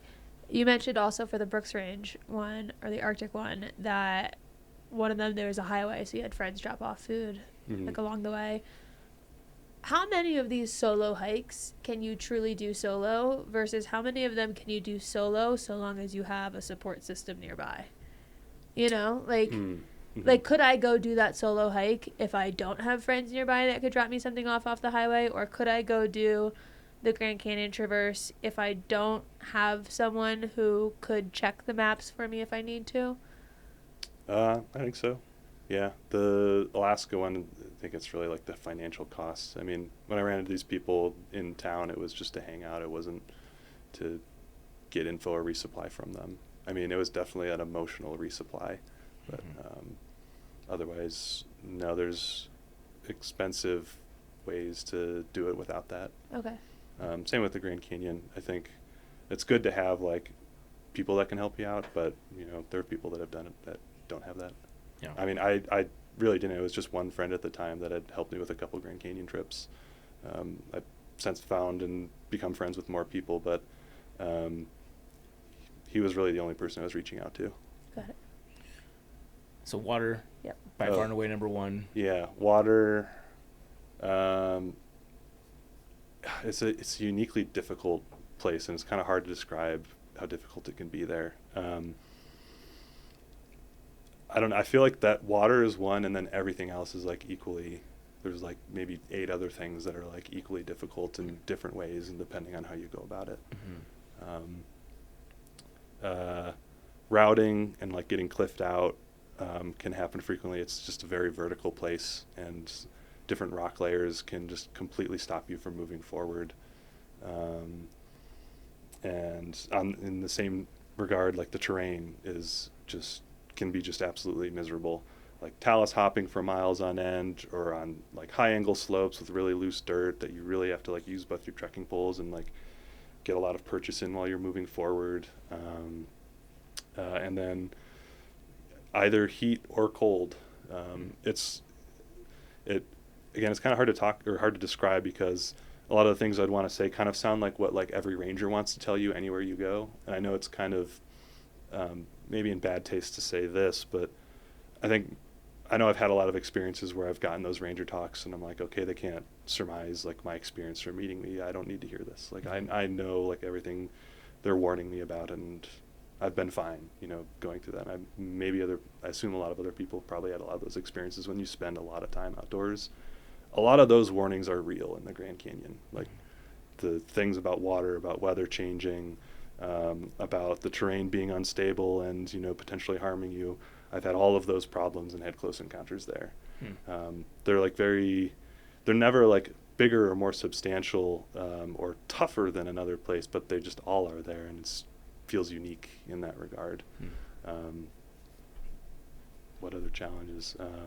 Water, just getting through the terrain, and then heat waves or cold snaps coming through. I know it's probably apples and oranges, but if you had to say which one was more difficult between this and the Brooks Range Traverse, which one would you? A lot of people have asked me that question, and unfortunately my answer is it kind of depends. They're just they are just so apples and oranges. Like I feel like that's a cop-out answer, but I've tried to come up with the answer to that question because a lot of friends have asked, and I don't have an answer to that, but which one would I feel not super miserable about doing again would probably be the Grand Canyon. I don't know if I'd be able to handle doing the Alaska one again. I like that it's not feel good about doing again. It's which one would I not be super miserable to do again? Because what is difficult is so different. Yeah. Like, there are definitely moments of peril where I am like kind of scrambling in ways I didn't want to in the Grand Canyon that are like immediate danger. That didn't really happen in Alaska a lot. Maybe like in river crossings, but nothing like as dramatic, immediately dramatic. So those are two different types of difficulties almost. Maybe I could get rescued in the Grand Canyon. Wouldn't rely on it, but that's definitely not a possibility in Arctic Alaska. Yeah. Or not something you could really rely on. Yeah. And I think this is probably a good place to put an end to it, unless you've got more specific questions. But I know you want to talk about the ethics associated with doing this specific hike. Yeah, because two books have come out in the last, I think, year, like Kevin Fidarco's Walk in the Park, and a newer one by Tom Myers, Grandest Trek. And I've had some people reach out to me, like thru-hikers reach out to me about how to do this thing. And, if it's gaining popularity, I think it's good to talk about or convey like how difficult it can be or how uniquely difficult it can be, and the dangers it can put you in. And then also maybe what things would be nice for anybody that does undertake it. There's the dangers that I was talking about, like not knowing where water is, kind of like how we were talking earlier about like what does a GPX track mean in canyon country in general, but really there it doesn't mean anything. Like if someone were to say like here's how I did it, that is almost, a friend put it a good way, almost immediately wrong. Like you couldn't just do that, not just because like the water is going to be different, but it might go through a slot canyon and you might get weather, and that completely prevents you from crossing that slot canyon. And if you don't know the other alternates or other ways and have not looked into George Steck's book, Grand Canyon Loop Hikes, which is a really great place to start and can give you some ideas about how to get around this terrain, like you're fucked. You're not going to know where to go, and you might be able to get to the rim, but civilization might still be a 100-mile road walk away. You need to, these things like are not really related to your skills or how tough you are. It's just will stop you. Yeah. And it's, I think, important for people to understand that to prevent bad things from happening.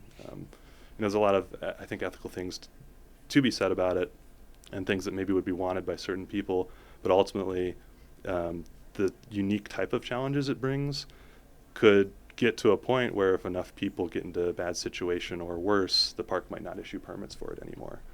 And that would be unfortunate. Yeah. So this is something where it's like a true problem matrix where you have to consider like if A then B, but then if B then like there's so many different. And it's I've heard it's a land of 1,000 cuts and compounding suffering. So it's like any of these things like you could probably have happen to you elsewhere, and even there you could just kind of like power through one of it. But it'll just keep compounding. Like water problems means you're night hiking, which means you can't navigate well, which means maybe you're going on terrain that's tough and you break your trekking pole, and you need that for terrain the next day because it's really, really awkward, and then you slide and you rip your backpack. Like these things just all kind of feed into one another in ways that a lot of other places don't. So it's not like this insurmountable challenge. It's just these small things that add up. So doing section hikes there to have a line across the canyon kind of prevents that, but when you do it all in one go, it kind of compounds and becomes exponentially more risky. Yeah. Would you suggest someone that wants to do it take the effort to do a section hike Oh, before 100%. doing it? Yeah, every person, when I was inquiring about doing it, I was told that exact same thing, and I am so glad that I did. So I went out and did like 4 of them beforehand and had about 56% of my route by mile like already underneath my feet, and all of those kicked my asses and taught me ways to get around in that place that I never really would have been able to figure out. And I've talked with Ryan Dirtmonger about this and Katie, and they even wanted me to repeat this, like when I was talking to them about this and mentioning I was coming on here. Like it is, you have to do like the homework ahead of time and really get experience in that place specifically to understand the challenge you're getting into. Yeah. Talking about like doing the homework, it's so funny. That's similar to a thing I was thinking. And then the leap you went to, which is like, if we fuck this up, we might not be able to get permits for it. Mm-hmm. Is there a way that the park or whoever issues the permits could go about it where it's like a college course where it's like you've got to take 101 before you can take 201, aka you've got to do a section hike and you have to have proof of permit from that section hike to be able to get a permit? Like, it's not that they won't issue the permits, it's that they will only issue the permits to someone that can show that they've had a permitted hike of a smaller duration. I don't know if legally they can do that. That would be great. I mean, I feel like that would be a good thing to help people who want to do this. That's a good idea. I don't know if they're capable of doing that. I know, like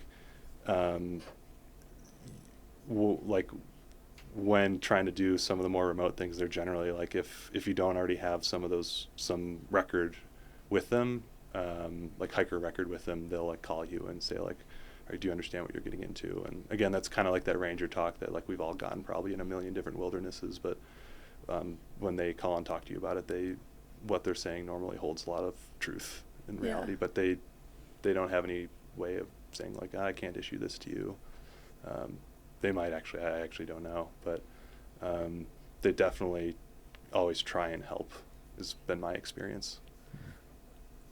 Back to what Zach said about the if-thens. Mm-hmm. How many, like, I like things that are less vague for myself personally. Mm-hmm. Like you could tell me to do a bunch of this and I'm like, how much is a bunch specifically? Mm-hmm. How many if-then loops should a person go through before they can exit the loop? Like if I'm planning a route through this and I've got plan A and I do my if-then loop and then I get to route B and I do my if-then loop and I'm on that when do I end? Do I get to Z, or is there like a safe zone where it's like, okay, if you've if-then 5 iterations, you should be okay? Yeah, that's a good question. I think I have an answer, and I would also say like, well, maybe there isn't an answer. It depends on your skill and stuff. But I think I felt really good after 3 hikes, and that was about a little somewhere between 3 and 4 weeks of like time off trail, just understanding the terrain and where to find water there. I felt good enough, and I still had issues like finding water and other things, but I felt like at least confident enough to be able to solve the problems as they came along. And I've heard like 2 or 3 from other people. I think that's a good idea, because it's not simply like getting a volume of experience, which is, I think, helpful. I found helpful. It's the variety of terrain. Like sometimes you can go over a bunch of high passes and that's very vertical, or you can like walk around them. It's longer, but maybe safer. And those are 2 different rock types almost. Like you'll be on the Tonto, walking around the Tonto, which is what the Tonto Trail is on the other side of the river. And you have an understanding of what it takes to get through that type of terrain. And then maybe you're walking in the Supai or the Red Wall or top of the Red Wall. And those are completely different types of hiking, which is kind of hard to imagine when it's like all really close together in one place. So doing more than one doesn't just help you generally understand water management, generally understand like what type of shoes you need or how frequently they're going to get destroyed, but also like the different types of things you're going to have to get through in the Grand Canyon, because so many things can just block you. So going back to your original statement where you didn't want to say how much time it would take, and then if we give a max 2 months, or a range that is safe is 2 months, would you amend that and make that duration longer to include a pre-portion where it's like, yeah, it might take 2 months for you to do this route, but you also need to include 1 month prior for your pre-prep and your pre-going on these little trips if someone was to be planning this?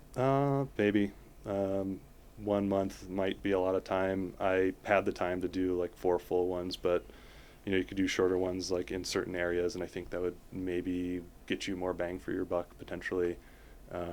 Like doing something in that, I don't want to be too specific with names, but like doing something in Marble Canyon, doing something in the Central Grand, doing something on, between Kanab Creek that the Hayduke goes through and the remote ranger station. Like those are different kinds of areas. Just experiencing those different types of areas, and you'll find out what those are by reading the existing routes and stories and trip reports and all that are out there. Will give you an idea of where you need to like place some time to understand the different areas. Like the challenges are different. Like the Western Grand there's almost no water there.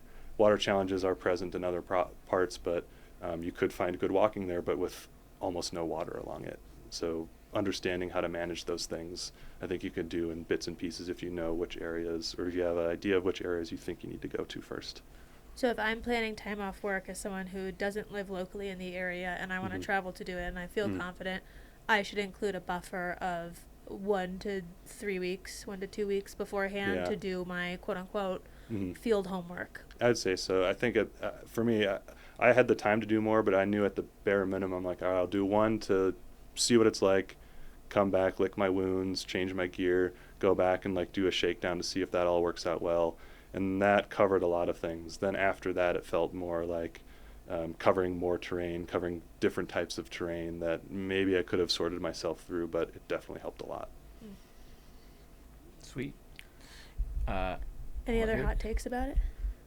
Whoa. Sorry. Not in that way. Not in that way. No. Because that is the question. I know, not in that way. I just meant, was he satisfied with what he said? Are you satisfied? In that regard, yeah. Okay. I'm like pre-prep, doing the research. Like, it's not only like it's not even like a binary thing. Like you'll get through or not get through if you do this. You'll just have so much of a better experience, like with the confidence and knowing what you're doing and where you're going. Like I talked about all like the misery that can come about. Like if you have ways to manage that, it's just going to be so much nicer instead of starting out cold. Yeah, honestly. And I know, like I think Katie, had a chance to do 1, and she even told me like, oh, I wish I had done more before I did this trip. It would have been much nicer. Again, Ryan said the same thing, and I don't want to harp too much on like scary, because like I think it's great to do this. It's a beautiful, fun trip, and part of it, like piecing it together, is like a really fun part of it. But I have, there are other stories of people that go down a side canyon and then they can't get back up, and then they're stuck there and they've passed away. Or I had a good friend who has spent 25 years there and partially works out of. Actually, I don't want to say he spent a lot of time there, and he started doing this, and he had done it in sections already, and a rock fell out from underneath his foot and he fell 30 feet. Whoa. And he was stuck there for 3 days before rescue was able to get to him. Jeez. He was there with his partner. He's doing well now, but it's not really like, are you skilled or badass? It's every person I know has a story of that happening to them. He just got unlucky in that he was facing forward when he probed this rock. It's just important to be careful and have that level of respect for that place. Yeah, I'd argue. Yeah. No. I would also say, if you are listening to this and still thinking, what do I care? The Katie and the Ryan mentioned, if you want to hear their credentials in giving that kind of pass along advice, we had Katie on in episode 11 that you can go back and listen to, and Dirtmonger was on for 2 episodes. One of them was December 11th, 2023. I don't see the number of this one. And then the second one was our second live episode, which was May 13th, 2024. So if you go on Google and you search Backpacker Radio Dirtmonger or Backpacker Radio Katie Gerber, you can listen to both of their episodes and hear their experience in terms of giving you advice that you should heed. And not to tip her hand, but Katie will be on next week's episode also. Yes. So there's that. Cool.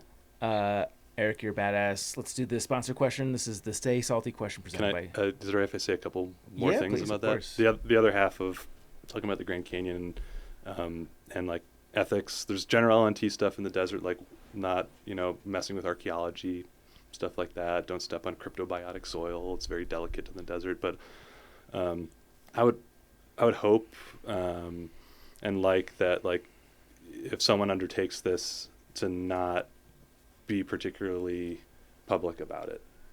Publishing like a extensive, detailed, granular trip report naming places and how to do it and things like that. Again, because even if you have all that info, it's not going to actually tell you everything you need to know once you get there. It is that problem-solving matrix. It's going to be different based on weather and water conditions. Conditions completely dictate things, not the GPX track you have. Mm-hmm. Like publishing things like that can be dangerous, and to maybe a less important extent, but something that I value and some other people value. The experience of putting it together and like searching this stuff out and finding like, where do you want to go? What rock layers do you want to? Do you want to be down by the river? Do you want to be going over these high saddles? Or do you want to go to this area you heard there's a panel in? Like, that is, I think, one of the like wonderful things about this type of trip. And I think, if one thing is published or one person offers like a, capsulized package of this, it kind of robs people of the ability to have that experience. Yeah. And I really enjoyed that part of it, and it felt that much better when I finished it because of that. And I think it'd be really great if people took to that ethic. I can't tell anybody to do anything. Right. It's public land at the end of the day, but I think if people wanted to go about this, that'd be a great way of looking back on it and thinking about it and presenting it to other people. You can always ask and reach out to anyone for help, but throwing it out there as like a very public thing with a lot of detail could do more harm than good in a lot of ways. Yeah. Yeah. The journey is the destination. And I think so. It's particularly with that route. I mean, Yeah. I'm not speaking from deep experience here, but like, my understanding is on the PCT, like meeting people and like having this trail system that people have gone out of their way to show you like the highlights of these areas is the spirit of that. Yeah. This isn't a formalized thing, so there's no official spirit of it, but to many people that is the spirit of it. Uh-huh. I think I'd love if people could follow that. Yeah. I was interested, like when I was browsing through the show notes pre-episode and prep, I found it interesting that for the links Rachel's always really good at providing links, but for the links that she provided, your Instagram's private, and there was no blog. And I was like, really, for all the routes he's done, there's no ericsomething.com where he like uploads his trip reports and stuff. Is that why? A big part of it, yeah. I'd like to think like I'm, whether vain or not, doing these things for myself or the friends that I go with. But the private Instagram is definitely a part of that. There's some things that I'd prefer not to be out there willy-nilly. Cool. How would you feel about people that want to reach out to you like one-on-one to get like maybe Well, a specific beta on That's something? fine. Yeah. I should say I'm not like the guy when it comes to the Grand Canyon, but I'm Right. happy to like field questions. I was just if people reach talking out to about me. in general. Obviously, you've done quite a bit. Not even specific to the Grand Canyon necessarily, but yeah, like, because some people keep those doors open. They want people to reach out if they have questions. Other people are not that so much. So I'm just curious to relay the correct instruction. People can definitely reach out to me. Like one-on-one stuff is totally fine. And I was told this and kind of approached this when I was learning from other people. Am learning from other people. Don't ask someone to plan your vacation for you. Yeah. But come be like, oh, like I heard about this saddle or like this particular water source. Like have something to something specific to ask for help with. I think that really guides it and will be in really good taste to whoever you're reaching out to. Me included. I love it. I love talking about this stuff. I at the end of the day do love talking and sharing about it. Just I like to make sure that there's good actors, or the person I'm interacting with is a good actor first. And it's definitely hard to do that when you're just broadcasting. Definitely makes sense. Okay. Now we're going to do the Stay Salty question presented by Element. Use our URL drinklmnt.com/trek for a free sample pack with your order. What is your hottest, spiciest take in the world of backpacking or just outdoors at large? Oh. Trowels aren't needed. I don't know if that's I don't know if that's a hot take or not. Even in the desert? In the Grand Canyon? Yeah, you just use a rock. or your shoe. I don't know if I believe you're getting deep enough from using your shoe on that kind of rock. It's tough. Hot takes. Oh, man. I wish I had prepared more for this. I feel like I have hot takes all the time. Yeah. Just think in the back of your head, who outdoors do you hate? What type of people drive you bonkers bananas, and what do they do that just grinds your gears? FKT people sometimes. Why is that? I just don't get it. Like, I can run around my bathtub as fast as possible, too, but that's not why I like my bathtub. I can take a plane. Yeah, I guess. I don't know. How big's your bathtub? Oh, I don't have a bathtub anymore. I mean, he's 5'16". It's got to be decent size. And you can run around it. I don't know. Yeah, I guess that's like not really a strong opinion of mine, but more like I think slowing down. I'm learning to be better at this, but like slowing down and enjoying a place is pretty awesome. Taking more zeros, I feel like I didn't do enough of that on some of these things that I've done, and I've gone back and spent more time like in the Grand Canyon, just like roaming around. And a lot of these things for me were like the kind of start of loving and exploring these places and going back to them. So hot take, go slow. I don't know. Love it. Well, Eric, you certainly feel like a Andrew Skurka disciple, so I'm sure I can see what he saw in you. I can see the potential. What's next, I guess, is the... Oh, man. I mean, I have a lot of ideas. I'm in the land of the working now, so mostly it's going to be like canyoneering and 1 or 2 week trips up in Alaska for the time being. Might be a minute before I do anything long or big, but mostly random canyoneering stuff, maybe some ice climbing and stuff in the North Cascades, and a lot of random stuff in Alaska. Hell yeah. Yeah. Is there anything you want to promote? You mentioned your Instagram was private. I don't know if it makes sense to point people there. Email address? Social security number? Phone number? Credit card? 8675309. I mean, people can reach out to me or follow me on Instagram if they want. It's First King Silver, spelled 1ST, and my email's Eric, ERICS, Volk, like Volkswagen, without the swagger, @gmail.com. Cool. Promote anything? Get outside. Yeah. Love it. Eric, 516, this has been fun. Thank you so much. Is yeah. that I was my name thinking now? that the whole time. I was Oh thinking my he God. doesn't do moldy pants. I mean, we're giving you an either or. We're giving you a choice. I think 516 sounds more apt. Yeah. And that's got to be a zip code, some area code. Yeah, Probably. I think Phone it's- code. Yeah. Who knows? Yeah. It's a number. Sounds- It's everywhere. Hold on. This is New York. Is it? Yeah. It is New York. You're right. It is Nassau County. It's Long Island. There I you knew go. it sounded familiar. Long. Yeah. Yes, it Long fits. Island. There you go. You're tall. Eric, thank you so much for doing this. Your wealth of knowledge. This was a ton of fun. Yeah, thank you guys for having me on. It was fun talking about this stuff. To the Trek propaganda portion of today's show. I'm just going to do this one. We're going to keep segments fairly light considering the interview was heavy. This one is interesting. I'm glad that we tackled the subject. This is by Katie Jackson, of course. Fewer people thru-hike the AT in 2025. Is the trail's popularity on the decline?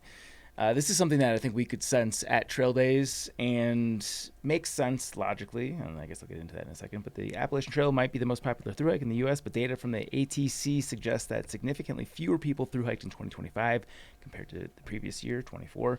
As we near the end of the AT hiking season, the ATC's charts report that 3,641 hikers registered through hikes through the organization's voluntary AT camp system for 2025, marking a decline of approximately 15% from 2024. The ATC asked through hikers to register for their hikes and publishes hiker crowding charts. Blah, blah, blah, blah.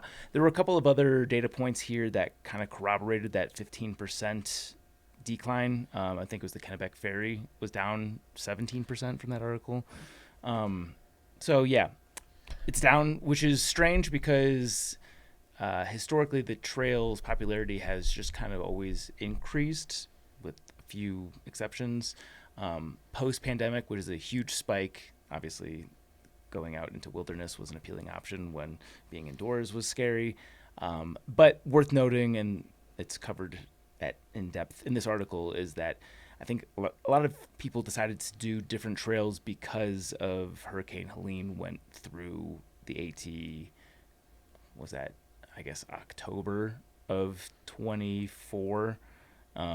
And the status of the trail, being able to do the trail, was very much up in the air, like when people had to start planning for it. So it's tough to discern how much of this is related to the hurricane, how much of this is just a downturn in through hiking in general, versus maybe the ATs losing some of its luster relative to other trails. Who knows? But yeah, down 15%. I'll throw in an additional possibility. Yeah. I don't remember if I talked to you about this, but my friend that's a professor along the AT that does the AT The course. semester trail program, he was chatting with me about this. Either it wasn't this past trail days because they were out of town, but the year before, 2024, he was saying that the university was preparing for less students because if you look 18 years ago from today, or from where we are now in time, it was 2008. And he was saying when the recession happened and all that stuff happened and people just like, we were in that phase, had less. He said that the university and other universities had metrics that showed that people had less kids during that time because there wasn't as much expendable income. And so his thought process was that their school, at least, and others he knew, had like game plans of like, how are we going to recruit and what are we going to do differently because there's less in the pond to pull from in terms of people that could do this. And so his theory back in May 2024 was that the numbers would go down on hiking as well because you don't get as much of that younger group that's going to be on like a gap year doing it. And he said this in May of 2024. Yeah. Was like his prediction of like, hey, we're going to have to start like thinking of some stuff for the next few years. Yeah. I'd be curious to see what the numbers are on the PCT because I feel like that the numbers were strong this year. That's based on really just anecdotal. And like 18 years ago from today would be December 2007. So we wouldn't really be like in the recession yet. But that was just something that he was like, oh, on the horizon, the university's prepping for this. Yeah, no, that's interesting. So, I hadn't factored, is the younger population on the decline? Just for like the next 4 years maybe even. Yeah. Just like, is there like a lull in birth rates? Yeah. That is now turning 18 that could attribute to a lull in that demographic that's so heavy a part of something like the AT where it's a first hike. Yeah. So who knows? Potentially many factors contributing to this. So it'll be really interesting to see 2026. But yeah, if you're contemplating the AT, you should just go fucking hike it. It's such a good trail. They're all good trails. Except for the Lone Star Trail. Let's do the question of the day. Or do we want to shift this to the thing of the week? I'm trying to condense segments. Sure, let's do thing of the week.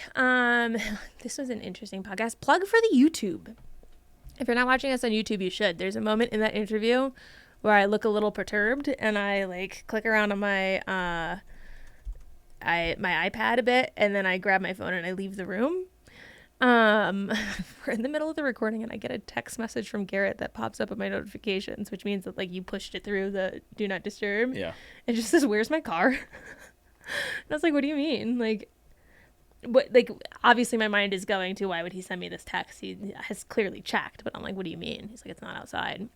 Like, we were just in it on Saturday. Like, we drove to the store, we drove back. You parked it in front of my car. I left today. Your car was not in front of my car. What do you mean? Did you move it? He's like, "No." And like yesterday, we didn't leave the house because football. And he's like, "But I looked outside and I saw it yesterday. And now I'm about to go to the store because he's an angel and making dinner for when I get home. And his car's not there." And I'm like, fuck. Like, I know a couple people whose cars have been stolen. This is Denver. Like, they love stealing cars here. Sure. I'm like, why would they pick your car though? Like, did you lock it? He's like, yeah. I'm like, why would they pick it? Anyway, so I had to leave the room because our next door neighbor, whose house he was parked more in front of than ours, they have a Ring doorbell camera. So I was like, all right, Emma, can you check the tapes? And she's like, well, we try to save battery, so we only have it set to ring if someone like comes to the door, whatever. And so I'm like, okay, like, I don't know what to tell you. Like, call the police. Came back in. I guess there's a website called like ismycartowed.com or where'smycar.com or something. He went on there. The Denver Sheriff Department at 11:30 a.m. today fucking towed his car and impounded it. And no one saw it. from right outside of our house, parallel parked where we always park. And I was like, why would they do that? And he called them. And he had like a notice on his car back in early October because he had gotten a flat tire. And they put a notice on it being like, hey, if this is an abandoned vehicle, we're gonna take it. And so he got it towed to a place. He got the tire fixed. There's no flat tires. Like the registration's in good standing. Everything's in good standing. But it's still parked in the same place because our house is still where our house is. And so today they came back and they saw it parked in the same place and they just assumed, oh, it's clearly been abandoned. So they fucking impounded it without checking, even though it doesn't have any flat tires anymore. Wow. And so he got them on the phone and he was like, what's going on? And they were like, yeah, you abandoned the vehicle. He's like, I live there. That address is my address. That's my house. Like, that's where I'm parked in front of is my house. And they're like, oh, our bad. We have a notice from October saying that it was abandoned because of a flat tire. And he was like, but the tire wasn't flat.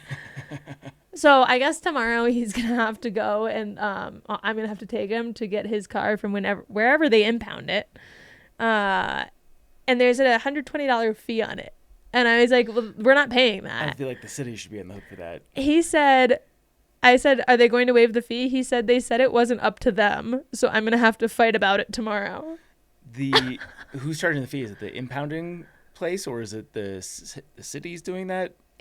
Impound fee standard, $120. Huh. We're not paying that. Yeah. But just the thank God. Yeah. Thank God that's what happened and it's not like Big Mike's F Shack. Yeah. Is that what's that movie where they turn the car into the F Shack? I don't know. Oh, it's like a guy movie. Dude, where's my car? No, it's like a side point in a movie where they steal his car and it's like, thanks for the something. It was like is it from the other guys? It's Okay. like Big Mike and the Boys. Yeah. F Shack, Dirty Mike and the Boys. Dirty Mike and the Boys. So thank God it's not that. Yeah. Because my friend had her car stolen from like in front of her house a few years ago and it was impounded and I was like, Garrett, before you get excited, find out why. And hers was impounded because they like turned it into like a meth vehicle and then fucking gutted the whole thing, Jesus. destroyed it, and then like it got impounded as just like a carcass car. Yeah. So thankfully we see where it was towed and when it was towed and we know that's not the case. But for like a hot 10 minutes in the middle of this episode, You thought it was stolen. I'm like, great, Garrett's car has been stolen and it's going to be turned into a meth car and I'm going to have to deal with this when I get home. Him being the angel he is, to put a little like silver lining on this, walked to the grocery store so that he could still make dinner for when I get home. Aw. What a nice man. That's a good guy. But that's my thing of the week is that it says it was done by the Denver Sheriff's Department. Denver Sheriff's Department, you guys are a bunch of dummies, okay? Don't target me because I said that, but you just come got put on a on. list right there. Just towing a person's car from in front of their house when there's absolutely nothing wrong with it because you think they left it there because you saw it there once in October is not a good reason. And then charging a fee. And then charging us. Like, Yeah. that's fucking stupid. Yeah, they should give you a $120 gift card. Literally for wasting my time. Yeah. Like where's the accountability? Yeah. There has to be like some sort of like, okay, actually you lose. Yeah, the fuck up fee. Pay me. Yeah. Yeah. So that's my thing of the week. Good. Thing of the day. Speaking of runs to the grocery store, we're doing the Triple Crown of soups.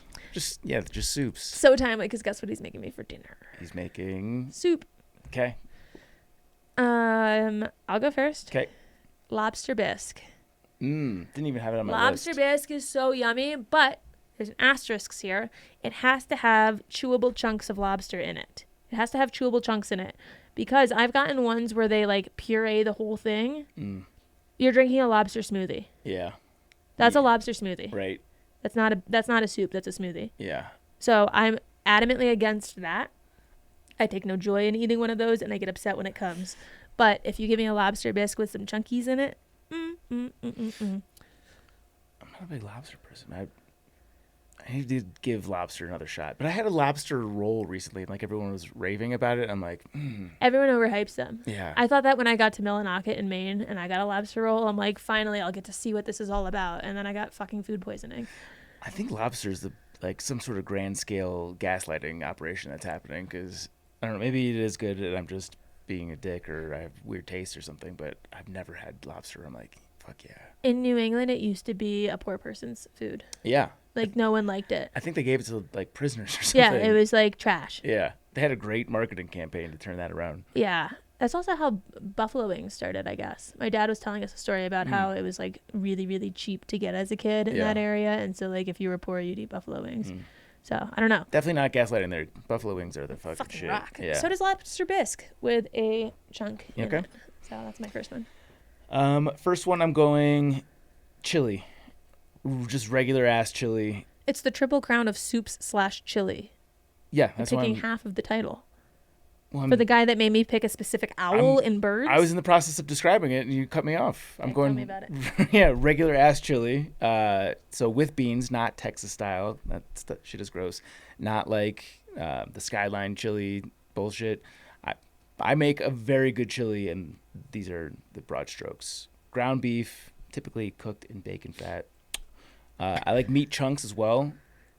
Chuck roast is great. Sometimes when you fuck up a brisket, it makes for excellent chunk meat into a chili. Onions, beans, won't go into the specifics on the beans. Why? Because actually that's the one thing that I tweak just kind of based on whatever's in the cupboard. But I like the white beans, what are they called? Like white... Cannellini? Maybe. It's one of the beans that has like two different names, but white is one variety. I like black, but I'll basically throw in anything that I've got. I'm not too particular about that. It's more about the volume of beans as opposed to the specific style. Onion, tomato, combination of sauce, crushed, etc. I do homemade beef bone broth. Here's one thing that really fucking kicks it up is I throw in a few chilies that are in the adobo sauce. So you get the can of it. It's usually like, I don't know, 15 chilies. You take out 2 to 4, just depending on how hot you want it. Maybe you could go up to 5. Chop it up, get all the seeds in there, but then drain all the adobo sauce in there. It adds a nice like sweetness to it. Then a ton of seasonings, but a couple that are, I think, crucial, and you can't overdo it, but you have to include it, is cinnamon and cocoa powder. I have a Cacao. small, faint, distant memory, and I don't remember where we were or why we were or how it happened, but we were talking to someone at some point about chili, and they brought up seasonings, and you were very adamant about getting what seasonings they were using because you were so convinced that the seasoning was like the secret winner part of the chili, and that there was like so much like different stuff that is not obvious that you could put in it. So I have my friend Dave. I've borrowed a lot of concepts of chili from him because he's won multiple chili contests in multiple locations. Wow. So I won't reveal all of his secrets, but he's very particular about the actual like chilies that he uses, both for heat and for flavor. The cooking the ground beef in bacon fat was something that I picked up from him, and the adobo sauce was another tip that I picked up from him. And since I've been incorporating this, everyone loves my chili. It's fucking good. You never made it for me, so whatever. Yeah, I'll bring in some chilies. Here, so. Okay, yeah, I accept. So yeah, regular ass chili is definitely number 1 for me. Chili's a meal that I can eat like for 6 consecutive meals and not get sick of it. Number 2, a lot of good options left, but I can't let this one slip any further. Pho. Oh, pho's good. Pho's so good. I crave it at least once per week. I don't have it once per week, but like I wanted it for lunch today, and there's just not. Getting it delivered is just cumbersome, and then it takes too long to go to the restaurant. But yeah. My qualm with pho is that I feel full but not satisfied every time after I eat it. Yeah. Like I can't eat anymore because I'm stuffed, but it feels like I haven't taken my first bite yet. Right. That's true. I'm always uncomfortably full after pho because I finish it just out of principle, and it's just too much liquid volume, salty volume in your stomach, and then I feel like lethargic afterward. I leave and I'm like, what can I eat? Yeah, I feel that, but from just like a flavor, and I like Yeah. the whole presentation of it, and pho just fucks. Cool. I accept. My second one, New England clam chowder. Yeah, that was actually next on my list. Perfect. Yeah. Fuck off Manhattan clam chowder. Stupid. Well, I don't know what's the difference. Stupid clam chowder. Manhattan clam chowder is red. New England clam chowder is the white creamy. I like the white one. Yeah. It's just correct. Yeah. Yeah, give me that. Anytime I'm at a restaurant and there's like a little like soup of the day, have a cup of this, and it's that, I'm getting the soup of the day. Especially if you're by an ocean, and that Yeah. might just be like a weird confirmation bias thing, but yeah, clam chowder is fucking awesome. Amazing. Though I've never had the red version that you're just grabbing. It's not worth it. Yeah. And I'm sure plenty of places probably don't make it because it's stupid. Yeah. It's a stupid soup. Yeah. And my third one, white chicken chili. Jenna's making that, or she made that today. I learned the recipe from Garrett's mom. The one thing that I find interesting is you have to put like a packet of white chili powder into it, like the McCormick's in the red packet. They don't sell that at the grocery stores here. Have to get it on Amazon or I something? had to buy a 24 pack on Amazon, and I Yeah. was like, I guess I'll use it eventually. Yeah. But it's super simple. It's that, it's ground chicken, or not ground, it's shredded chicken, a can of Rotel with the like little spices in it, a box of chicken broth, a can of cream of chicken soup. If you get the like tortilla strips that are seasoned from the section that's not quite produce in the grocery store, but it's not quite not. It's got like the jarred garlic and shit. Mm-hmm. They've got those there. That's really good on it. I feel like Doritos should make tortilla strips. They should. Yeah. Tortilla strips are great. Yeah. What's the other ingredient in there? White cannellini beans. Mm-hmm. That's why I know the name of those. Onion. You said corn, yeah. No corn. Empty corn? No corn in it. Mm. That's just one where it's like, I don't know. I don't want to see you in my poop tomorrow. There's So I leave got to the be corn some sort of. Is there a cream involved? I've never actually made cream of chicken soup. Okay. So you put a can of cream of chicken soup in. Yeah. So it's the chicken broth, cream of chicken soup, the Rotel, which got your tomatoes and your little peppers in it, Mm-hmm. diced up onion, the cannellini beans, the chili powder, white chicken chili powder seasoning, and then the tortilla strips. She puts celery in it. Me and Garrett both aren't like celery people, so we exclude that. But you could put corn. Like you can do anything you want. It's a soup. Yeah. But we don't do corn. Yeah. Very good. That one got me back to hungry. Yeah. I can't wait to go home and eat soup now. Yeah. So glad he went to the store. Fuck yeah. My third one. Damn, there's so many good options here. I'm gonna have FOMO no matter what I pick. But maybe sticking to my heritage, lentil soup. What? Lentil soup. I don't know if I've ever had lentil soup. Seriously? Yeah. Yeah, it's a Jewish, primarily. I guess maybe like Mediterranean. I mean, I've heard of it. I know of it. Yeah. It's obviously a very bean-centric soup, but lentil instead of beans. And yeah, it's just, I don't know. It tastes like home for me. Oh, it doesn't even look like I thought it would look. I thought it would look like a split pea soup or something. You know? How interesting. Yeah. I think lentils are highly underrated. I went through a long phase in life. I think this is from Tim Ferriss's book where he recommends lentils over beans for some reason. So I was having like eggs, lentils, and spinach for breakfast every single day. I love when you get on a health kick. Yeah. It was so good. Lentils are so good. Lentils remind me of legumes, and then I get confused. Probably is a legume. I mean, No. a legume is just a bean. But a bean is also a bean. So what's a lentil? What's the difference? I think it's a type of bean, right? It's an edible lens-shaped seed from an annual legume, according to AI Overview. Lentils are members of the legume family, Yeah. related to but distinct from beans. Yeah. Interesting. Okay, I'll have to try that. Yep. Is that your third? Yep. Okay, honorable mention. This is going to seem counterproductive to what I said. Corn chowder. You ever have a corn chowder? I think I've had white chicken chili, which feels like it's corn chowder-ish. Nah, corn chowder's different. Is he white or yellow? White. Okay. It looks like that. It's got potatoes in it. Okay. It's like corn, potatoes, some bacon bits maybe. I've never made it. Yeah. I've just eaten it, Yeah. and it eats good. Eats good? All right. Yeah. White bean and kale soup. Okay. Italian wedding. Yeah. Love me an Italian wedding That's soup. a good one. Broccoli cheddar. That's very Wisconsin. Yeah. As is beer cheese soup. I wouldn't put that in my top, but it is Wisconsin. Pasta fagioli. Uh-huh. Ramen. The fancy ramens. Ramen. Yeah, even shit ramen that would make my honorable mention list. I still eat that. Garrett makes this really good tortellini soup that is essentially just pasta, Yeah. but the sauce is more liquidy so that it comes out as a soup. So it's pasta with a spoon. It's freaking phenomenal. Yeah. Soups are the best. And the tortellinis you bite into, and there's like a fun little surprise in each one. I think throughout all of winter, I could eat soup 3 times per week. for dinner. Exclusively. Yeah. Yeah. Good I'm stuff. so glad that's what's on the menu tonight after you just Yeah, we need to hurry up so we Yeah. can go home and eat. Mailbag. Okay, hold on. Switching back to my screen. I'm looking at pictures of soup. Hey, Zach and Chance. Your podcast has been instrumental in helping me find confidence to do more outside, and I'm so grateful. I really didn't know much about long-distance backpacking, and come to find out it's just the activity I think I was looking for.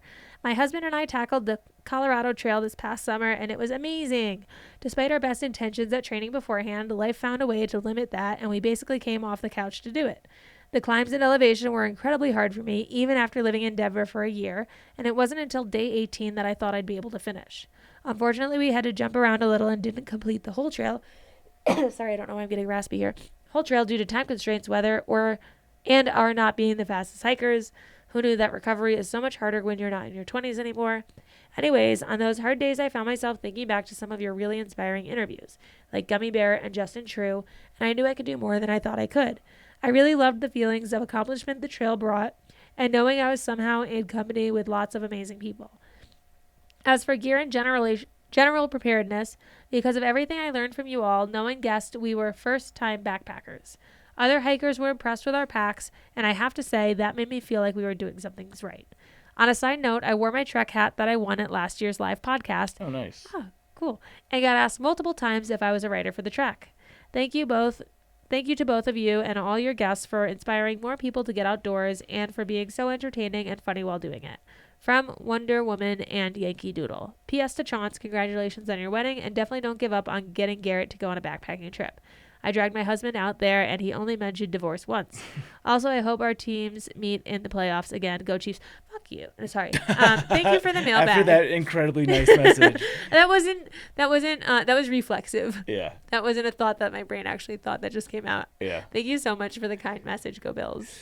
It also sounds like probably not the best season for. Yeah, I don't need to rub salt. team. I wouldn't have said that Yeah. with the season th're having. Yeah. That just came out. That was an inside thought. Thanks for the letter. If somebody said go Packers, I probably would have the same response. Yeah, it so. was just like it's like breathing and blinking. I can't control it. Yeah. It just comes out. That's very nice. Thank you. Yeah, thank you so much. You can send us mailbag podcast at thetrek.co or backpackerradio.com. There's a mailbag section.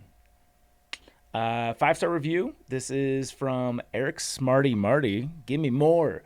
Absolutely love the show and cannot get enough. I discovered Backpacker Radio about 6 months ago and have since binged it on every moment I can. I fear the day I run out of backlogged episodes and have to wait a week before new content. Zach and Chance are fantastic hosts, and I love the variety of guests they got on. I've learned so much from the wealth of knowledge that is shared on this podcast. I'd love to hike the Wind River High Route, and it'd be great if Alan Dixon could get on an episode and dive deep into everything about his route. Check. Teaser. An additional request would be a high route panel covering everything there is to know about doing high routes in general. Gear, logistics, safety considerations, etc. Thanks again for a great show, Smarty. Rachel strikes again. Yeah, asking you shall receive. Yeah, that one was incredibly timely. Yeah. Feels like one of us maybe wrote that. I'm not Eric Smarty Marty. I'm not either. But maybe Eric Volk wrote it. Could be. I think you should have Eric Volk on. He's the greatest guy ever. Yeah. He's so handsome and smart. And tall. 5'16". Eric Smarty, thank you so much for your note. Hope you enjoyed this one. This one was specifically for you. Yes. As was Alan's. You guys can have your review read on this podcast by heading over to Apple Podcasts and leaving us any number of stars. Just not 1, 2, 3, or 4. And screenshot your review. Send us a message at podcast@thetrek.co, and we will send you the rare and coveted Backpacker Radio sticker. Super coveted. I've got a couple going out this week. Thank you to today's title sponsor, LMNT. Very happy to say that they're back for 2026. We love their stuff. As you can see here, this is their new sparkling water product. I'm not going to pump it too hard because I don't think it's actually available in stores until sometime spring. But I've had a chance to sample a few of these, and they're good. I like them much more than the original cans, I will say. Yeah, I think definitely upgrade from the original ones are good if you're like about to go on a hike and you want every electrolyte in your body at once. Yeah. But these are much more These are everyday sippers. Yeah, for like the non you're not on a current huge activity kick, but you still need your electrolytes. Yeah. Yeah, I just opened the door yesterday. There was another. I've got to do an unboxing video, yeah. There was a big box, and Is it these guys? It looks like it would be. Oh, that means Otherwise, I'm they getting sent some. me the rest of their inventory of packets. Nice. So it has to be these. Yeah. I didn't open it yet because otherwise I can't unbox it. Sure. So Fair enough. Saving the moment, but I'm excited. But also, just go and snag yourself some of the delicious regular packets. You can now get the lemonade on their website using our coupon code. So go to drinklmnt.com/trek for a free sample pack. Get yourself some lemonade. We've already gotten DMs. I try not to click them because then it fucks with Elisa's stuff. So I just see them when they pop up on my little notification and they go away and that's done. Yep. I've seen a couple pop up that have been like, holy shit, you guys weren't kidding about the lemonade. Lemonade's like people legit. have followed up with us Yeah. just to let us know how much they like them. Lemonade is my favorite. If you think you know how good these are, you don't know until you've tried lemonade. Yeah. No. There have been many times where like I wake up thirsty in the middle of the night and then I've got like an ice cold lemonade in my Yeti. Yeah. And like drinking that is like getting a back massage in the middle That of the with night. ice in it is just, Yeah. yes. It's very fucking good. So good. So again, drinklmnt.com/trek for a free sample pack with your order. Super big thank you to our Chuck Norris Award winners on Patreon. That is Alex and Misty with Navigators Crafting, Alex Kindle, Andrew, Austin McDaniel, Bill Jensen, Brad and Blair from 13 Adventures, Brent Mullins, a.k.a. Boozy Cruzy, Brian Alsop, Tables. Carl Lobster Bisque. Hood, Christopher Marshburn. I'm throwing that one in there now. He's Yeah. gonna be lobster bisque. There we go. Clint Sittler, Coach from Marion Outdoors, Eric Casper, The friendly ghost. Eric Hoffman, Ethan Harwell Dunn, Jillian Daniels, Greg Knight, Greg Martin, Griffin Hay, Would You Bring Me a Beer, Haley Buckingham, Palace. Jason Kaiser, Kristen Bell, Matt from Gilbert, Arizona, Patrick Ciancialo, Randy Sutherland, Rebecca Brave, Hart, Rural Juror, Sawyer Product Spam, the St. Louis Shaman, Timothy Hahn, Solo. and Tracy Trigger. Fans. Thank you to our guy, Paulie at Old Man Murph's Coffee Roasters. Go to ommcr.com. I actually just put in a sizable coffee purchase order at ommcr.com. Haven't gotten the beans yet, but the other time I ordered it, it was very good. Highly recommended. You can follow us on social at Backpacker Radio on Instagram and TikTok at BackpackerPod on X, Facebook.com/Backpacker Radio. You can follow Chance. You can find me on Instagram at Juliana_Chauncey, on YouTube at Juliana Chauncey, and you can get my book Hiking from Home, a long distance hiking guide for family and friends in a bundle. Yeah. With Zach's on the trek.co. It's on the website. I think we're still in stock. Yeah. I mean, If you go to the store.thetrek.co and you see the bundle available, snag it because I don't know how many packages are still left. yeah, and it's on a discount from Amazon, so you'll Yeah. get it for cheaper. But you can also get it on Amazon. Same with Appalachian Trials and Pacific Crest Trials. We'd love reviews. If you get the book bundle, I've also been slipping in Backpacker Radio stickers in those too. You naughty boy. Yeah, that's the other way that you can get your hands on those. Subscribe and follow us on Apple Podcasts, Spotify, or wherever you listen to podcasts. Follow us on YouTube. Hi, Internet. That's it for today's show. Thank you so much for listening and happy hiking. Bye.